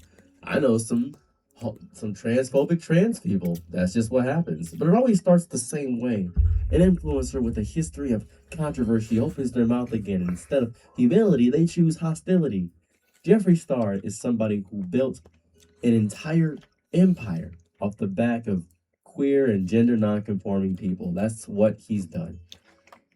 Once again, decided that mockery sells better than empathy because No, it's Jeffree women. Star knows how to. He sold makeup to Jeffree Star knows women. how to rise in controversy. Jeffree Star knows how to stay relevant. You know who also stays relevant? James Charles, who should not have a platform right now. I'm gonna make a whole video about James Charles. That was just, I don't know what happened with James Charles. That was a crazy thing. The difference this time is that people are tired of giving second chances to millionaires who use marginalized communities as punching bags, tired of hearing the same old tired lines about science from people who built their brand off being different. That's what happens. That's what it is. Calling they, them pronouns stupid is not an opinion. It's not keeping it's real. It's not edgy. It's hate. It's just hate. Jeffree Star doesn't get to hide behind a gay identity while throwing trans and non-binary people under the bus for views. Queer doesn't equal inclusive. Being part of one marginalized group doesn't give you a license to attack another. Just because you're trans doesn't mean you can be racist. That just doesn't make any sense. You don't earn a golden ticket for cruelty just because you've been through something yourself. What's even more insulting all the time is from what I've seen from Jeffree Star these past 2 years, because I've watched a ton of Jeffree Star nonsense and a bunch of things that I keep up with people who I think maybe something bad's gonna happen. I just want to see something happen. I kind of hope for it, a little pray for it. People say you shouldn't pray for people's downfall. I always do. It's just I got people I don't like. I'm just gonna lie to you. I'm not gonna lie to you here. It's more so not even the people, it's their ideologies. It's the ideologies that I want to take down. Because taking down the person will do nothing in the grand scheme of things. The ideologies is the big thing we want to take out. That's the big thing. That's what's going on. They always say, well, it's just facts. Just facts, bro. What facts? The fact that gender is a complex social and psychological structure across cultures. The fact that Spectrum. non-binary identities exist in indigenous cultures and global history and current medical understanding. People like Jeffree Star love to pretend their ignorance is bravery, and that is a very fun thing to see. We're being brave because the woke mob is taking us out. It's stupid. It's ridiculous. They want to do this all thing. They're mentally destroyed. They're mentally broken. This is stupid. No, not understanding something is not a noble stance. I don't get it becomes it must be wrong if I understand it, and then it turns into you should just go to jail. It's violent thinking dressed up like honesty, and that's what happens when people are unintentionally wildly cruel, and they say, "Well, I'm Did I just being lose a honest," and then they're a bit revolver? of an asshole. They're weird. They're mean. They're angry. No, I think And I of lost course, the there are bow people and some defending him. arrows. Obviously, a lot of right-wing grifters saying, "See, either one of your No, I people put the set are away. agreeing with us. This must mean something. They must be sick of you guys too. This is ridiculous. You just need to separate from the trans people. This is ridiculous. He's just being real. People are too sensitive." The same entire culture war excuse for empathy is weakness and cruelty is authenticity. That happens every time. The louder Jeffree Star yells, the more they cheer, because if Jeffree is right, then they never have to grow, never have to change, never have to face the mirror. He gives people permission to stay stagnant. He gives hate a makeover. It's all part of the brand, obviously. That's Jeffree Star's new thing, the grift palette. It's so fun. And still, he's not canceled. Why? Because this is important. Cancel culture is not actually real. And I might explain this one day, but it's not really real. It's a Yeah. marketing trick. Jeffrey thrives on outrage. The more you talk about him, the more people click. Even hate is profitable. Even upon this video, people are clicking it because maybe they've been curious about Jeffree Star. Or maybe an old YouTube had said, whoa, Jeffree Star, I didn't even know that. And you're watching this video because you yourself are thinking, well, I wonder what happened with Jeffree Star. He'll lose followers, maybe a brand deal or two, but then he'll say it's homophobia. And then the brands don't know what to do. Wait, we can't cancel him because we're being homophobic, but this is ridiculous. He is ridiculous. It's not gonna work. He might even, lose some merch sales a little bit. But then there's gonna be people who buy his merch because they stand with free speech. He's monetized backlash. Controversy is just another color in the palette for someone. People grew up on Jeffree Star. They're not going to stop. While Jeffrey jokes, real non-binary teens are getting kicked out of homes. Yeah. Healthcare attacked in public and demonized by lawmakers. Same with trans people too. That's exactly what's going to happen. His words echo far beyond TikTok or whatever platform he's on right now. I don't even know. I'm not sure. I think he's still on YouTube. He's just always doing this. They give fuel to a fire that's already consuming people's safety. When he says put them in prison or anything of that variety, he's not making an isolated statement. He's participating in a cultural campaign of fear. My lips are so dry right now. Jeez Louise. Yeah, I'm licking my lips. I need to put some lip gloss or something. This is ridiculous. Anyways, I want to point this out, right? Jeffree Star has a long track record of racist, misogynistic, and now transphobic remarks. Every few years. Yeah, all of those streamers do. Be horrible, get caught out, disappear for a bit, return with a new highlighter palette. He doesn't evolve, he rebrands. And people let him. It just keeps happening. He's going to keep getting rewarded. I want to point this out here. He just can't keep getting away with this. This is what you would normally hear right here. The Breaking Bad meme. He just can't keep getting away with this. I just don't know. If you're around for the makeup community. Jeffree Star has 15 million subscribers, right? 15 million. That's a big number. That's a big number. That's a 3 lot. months ago, And they like him, and they grew up on him. 1,000, Yeah. this boom boom, and always posting about their stuff, always their makeup stuff, foundation, still getting millions of views, all this stuff, right? And then Jeffree's Cosmetics has an insane amount of stuff, and if you really deep dive, if you really look around, you will see a lot of Jeffree Star's just racist and misogynistic and just all through. That has been a big thing for a whole. That's sometimes part of the bully fascist. It's always been like fashionista crowd. It was 2017. They're supposed to be shocking, like that jeans, American Eagles jeans thing. The whole thing. It was a video on YouTube. Racist. That's their job. Oh my God. I can't believe I is would to do shock that. people. Like, girlies, this is so crazy. It's crazy. It's like, I do view this about fashion and makeup, though. It's their job to make you stand out, make your idols stand out, make you appealing to the opposite gender, teach you how to be more attractive, influence you, teach you what music is good, teach you where to party, what drugs to do, all that stuff, right? Influencers. You can't cancel them if they've already been there for 20 years and they have 15 million subs on YouTube and they don't do anything to piss off YouTube. You can't. He was right about cancel culture doesn't really exist. You can talk shit about them, but that only actually like pretty much that's like ratioing them. It's like trying to ratio them. It can only help them because then they get heard about more. Like Jeffree, I thought would have just like sort of dropped out of my like paying attention to sphere probably for the rest of my life, and I figured I would just tune into his channel every couple of years, see how he's doing. And I was fine with that, I'm fine with that, and that's that, and so the cancel culture, it doesn't need to happen. It's not like Jeffree Star. I mean, he might do this in real life. He might. He has enough money where he can. But I'm guessing when Jeffree Star doesn't like somebody, he probably hops in his fucking G-Wagon and leaves. He has so much money, he doesn't need to be confrontational with anybody, and I doubt that's part of his personality at all. I think probably running his business it might be. Need the pistol for the runners. And so yeah, if he doesn't get canceled off YouTube and suddenly he's demonetized, he's fine. And the more shocking and the more in the news he is, they all know that's how fashionista crowd people are. They're like, you have to be making headlines. You have to be in the style section. You have to be dramatic. You know, I think Panic at the Disco is the perfect fomentation of all of that stuff, that kind of stuff. And yeah, shocking is what those people sell. I can't particularly fault them for selling it either. The women buy it. The men respect it.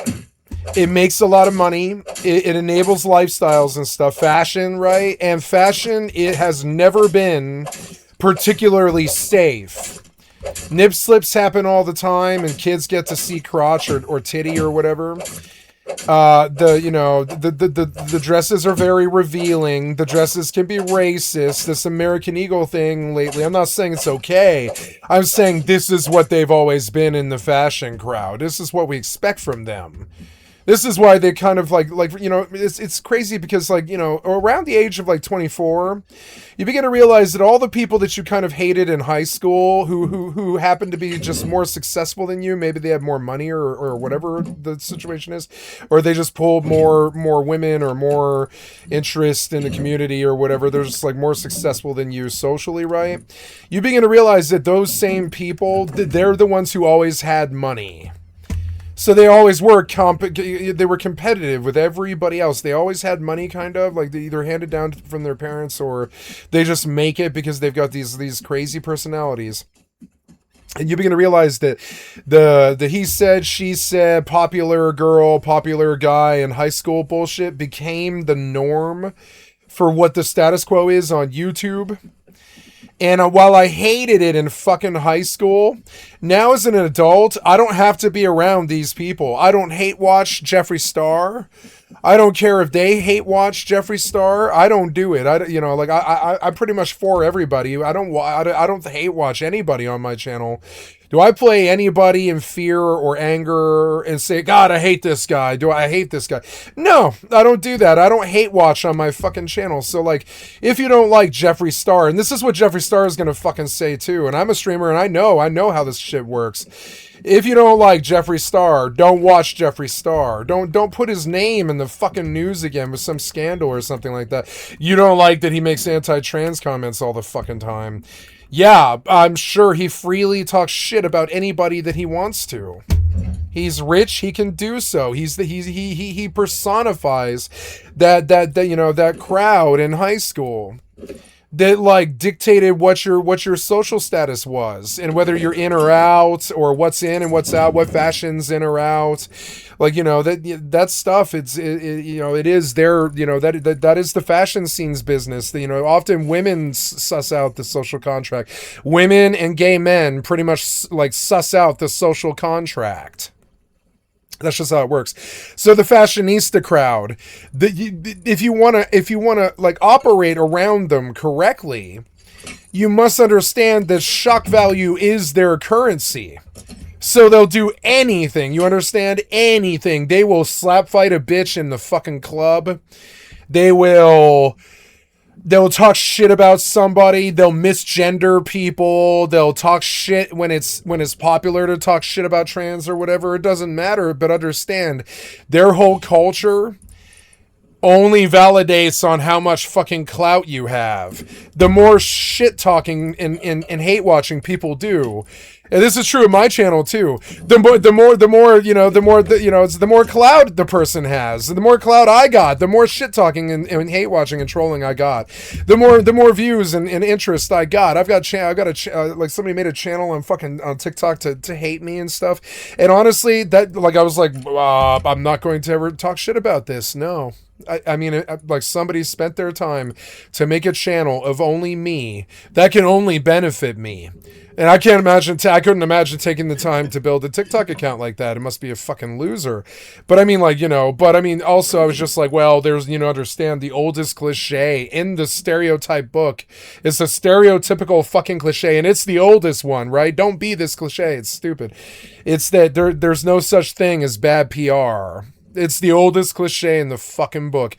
There is no, he's right about this whole thing about there is no such thing as cancel culture. There is no such thing as bad PR. There's no such thing. Not in any way or form. Gotta get a green card, do a green card run here since I'm at Ferry Terminal. I will bust rocks since I don't have anything else. Yeah, we're going back out there and get some of these boxes more empty. I'm gonna try and keep it to 3 vert boxes. If you need more than that, you're just a dumb solo player who's lazy. I think three vert boxes is enough for a solo player.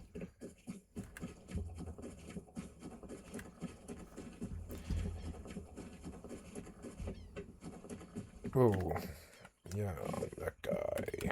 Let's shoot him. Fucking missed him.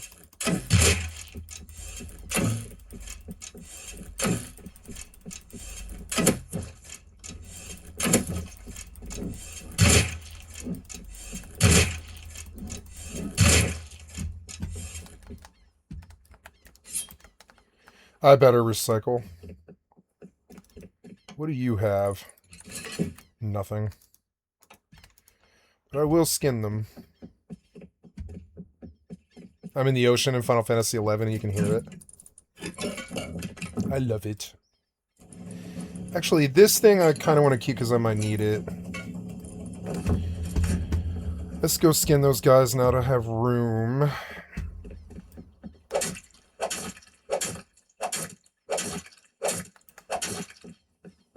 Let's go to XP. I'm about to ding, even though I've had so many deaths today. I've had like 25 deaths today or something, but I'm still about to ding a level.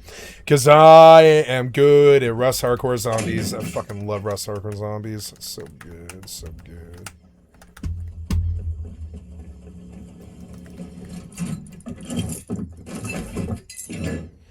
Maybe that is something that I should learn. Maybe that's actually valuable. It doesn't fall often.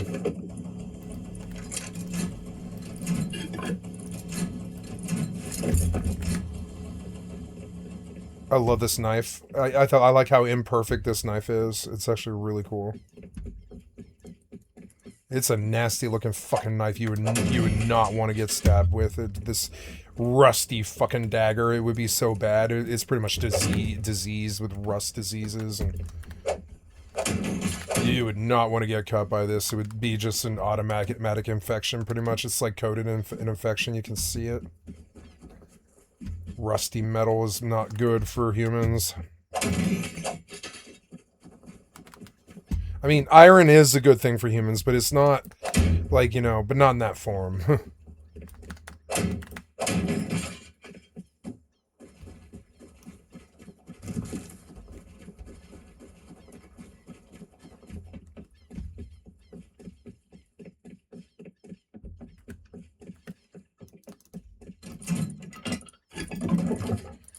Need that fuse. Okay, let's go run the green card.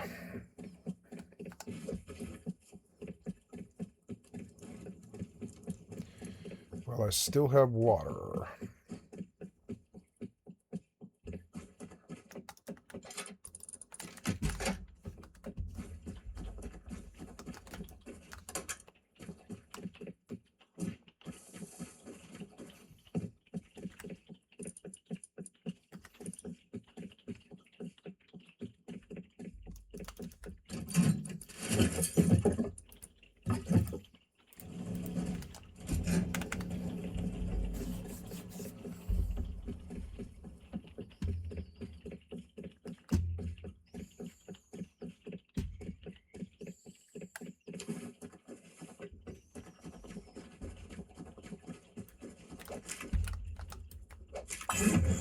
Nice, got good XP for that. Blueprint fragment. Large battery. Smart plays to just go dump what I have.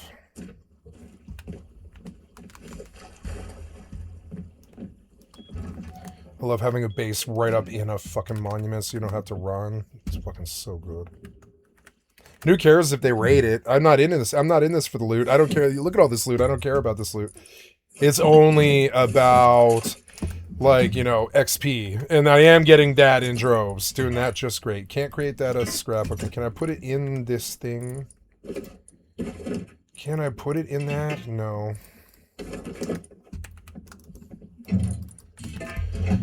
It's a nice piece.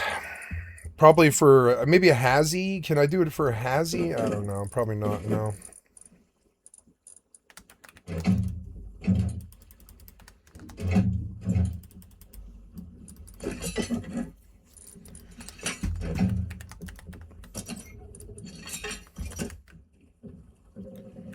I lost my fuse, but that's okay. All right, good run. There's 7 people on this server, which is good. Jeffree Star has an entire thing. And Jeffree Star doesn't have a racist past. Jeffree Star has a racist present. Always. Misogynistic. Always. Thinking that men are just significantly better because women are garbage. Whole way What? through. Whole way through. I didn't know that about him. him. Every single time. But that's not what his career is. I think Jeffree Star should not get to play both sides. But see, Jeffree Star is not like a right-wing commentator. Or I guess he might be, but I mean, he's not a right-wing commentator in the political space, so I don't care what he says. I do care, but I mean, like, you know, but he doesn't have weight in the political world. I don't think he has a lot of power. He has a lot of power in the fashion world, I guess. So yeah, we don't really want to support people acting like this or saying these things. But I mean, he doesn't have a lot of power in the fucking political space. So I don't know. Usually if we're going to cancel somebody for their hate speech, it's usually, I mean, sometimes it's entertainers, but it's usually politicians, I would think. Cancel culture doesn't actually exist. They've been complaining about it forever, but it's not this real thing. It's, yeah, he's right about that. Profit off queerness, sell rainbow brushes, wave pride flags, and then laugh at the people who gave you that platform. Jeffree Star was lifted up by the queer community, and now he's kicking people off the ladder. That's betrayal. That is deep betrayal. And what's most ironic is that he frames this all as courage, as if it takes guts to punch down, as if challenging the most vulnerable people in your fan base is a stand for truth. Courage would be using his platform to protect the marginalized, to challenge ignorance, to admit when he doesn't understand something, and to learn, but learning doesn't get clicks. It never does. How many young fans will internalize this message? How many will think being trans or non-binary or a pronoun person, as they were called, is something to be ashamed of because their favorite influencer said so? Well, Jeffree Star shouldn't be your favorite influencer. It's a lot of people's favorite influencer. Because that's real. Oops. That's what happens. It's a lot of people's favorite influencer. That's just a real thing. Just happens. How many will hide or hurt or silence themselves? Words matter. Especially for that's the other thing. It's like, it's unlikely that anybody cares what he says because he's in the fashion scene and he doesn't really harm anybody when he's racist or sexist or whatever. It's kind of insane. That's kind of normal for that scene, kind of. Look at the gangster culture. They're like pimps up, hoes down. That shit, that, you know, that's like that, like the rappers like teach people to think that way, and it's terrible, you know. But I mean, I like that song "Pimps Up, Hoes Down," you know, because it's musically a good song. Dr. Dre was a good DJ, but I mean, like that message, it's an old message, and like, you know, and I don't care what some fashionista says about it. I just think of that as somebody seeking shock value, and that while it should be taken seriously if they're being hateful, I don't know if I'm willing to cancel him over it, because I don't think that man has any barriers in the first place. You know, we never expected him to have any barriers, so why would I impose one now? You know. Jeffree Star doesn't just have fans. He has influence. And he's using it to reinforce harm. I don't think he'll be canceled ever, honestly. I just don't. No. The right will grip to him, and when the right stops griping, he'll go back to the queer community because, well, Jeffree Star is one of our most powerful people. It's not going to happen. I just don't think it's going to happen. Just don't. But I do think people are waking up. This queer community, especially trans and non-binary folks, deserve better than this. Yeah, they do. Deserve support, not mocking. They deserve visibility. Yeah, just not because threat. somebody's famous, They care that's the other about thing is, better role God damn it, you models, keep someone opening like... who built a castle.